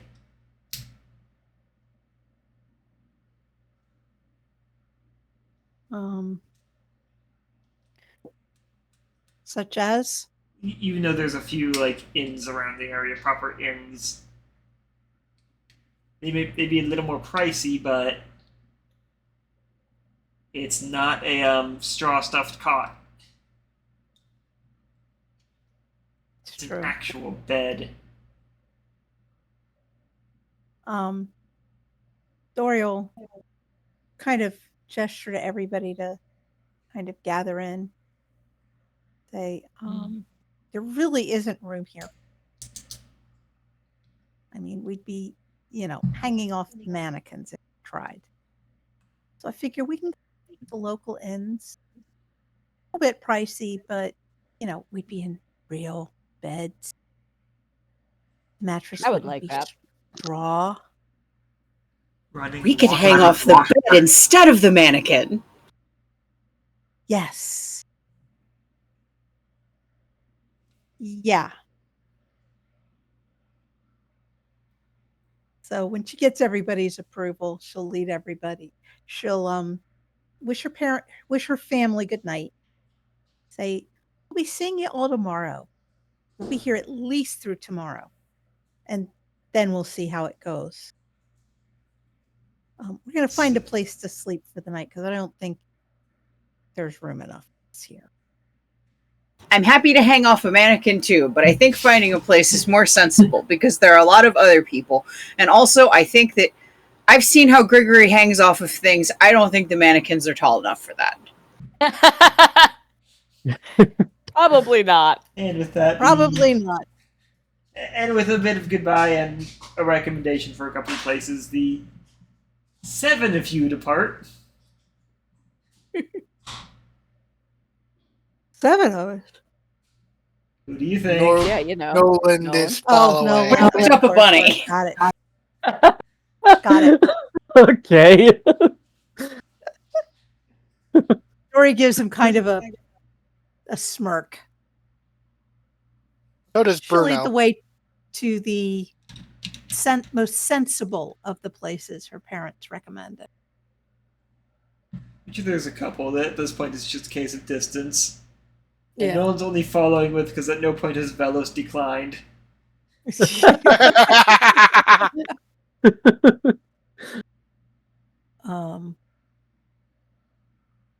We get to the inn and Dori will ask what their rates are.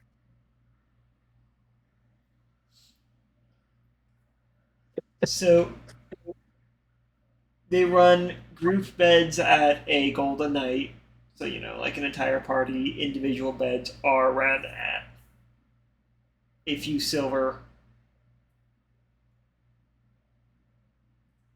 If they're looking for more expensive rooms, the individual beds, the group accommodations, or Delver accommodations specifically, could be up to 2 gold a night, with single bedding accommodations up to 6 silver a night. So Dori looks over at the party and says, so how do we want to do this? 1 room for the girls, 2 rooms for the boys? Kind of smirks over at Nolan. Sure.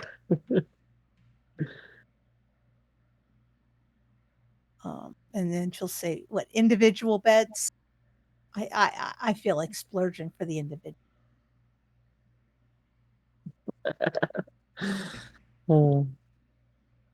So that's, what, about 6 for each of us, basically? thereabouts would do it. Lantern will pay her 6 silver. So will Dori.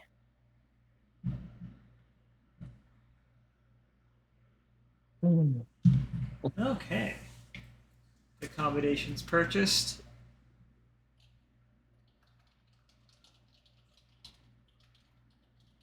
Accommodations purchased. Time to go to bed as Nolan continues to follow Vellos, I'm sure. Yep, I wouldn't be surprised. Angling for an invite that he will not pick up on the desire for. I mean, Vellos knows at this point. He's honestly just curious to see how it'll go. He did pick up on it with the insight check. Vellos picked up on it like somebody picks up on a door being kicked open in front of them. Enough. He just hasn't actively turned down this bunny. And the bunny is family just line like, is known for persistence. Yes. It's just Nolan has had all the social graces of a brick thrown through the window and the subtlety of a breaching charge. Yes.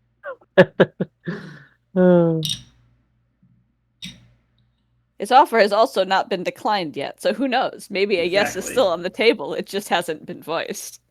Yes, exactly. Either way, Lantern's totally oblivious to all of it. She, again, just is glad that somebody is finally as interested in Vellos as Vellos deserves, being as he is the most interesting person she's ever met. Yeah. And so she's totally oblivious to this, goes up to the room, puts the pillow dead center of the bed, passes out on the pillow.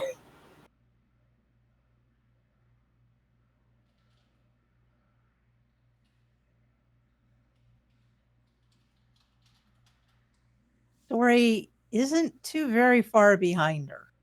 Neither is Fiona. It's been a long day. A long it day has of been. bureaucracy.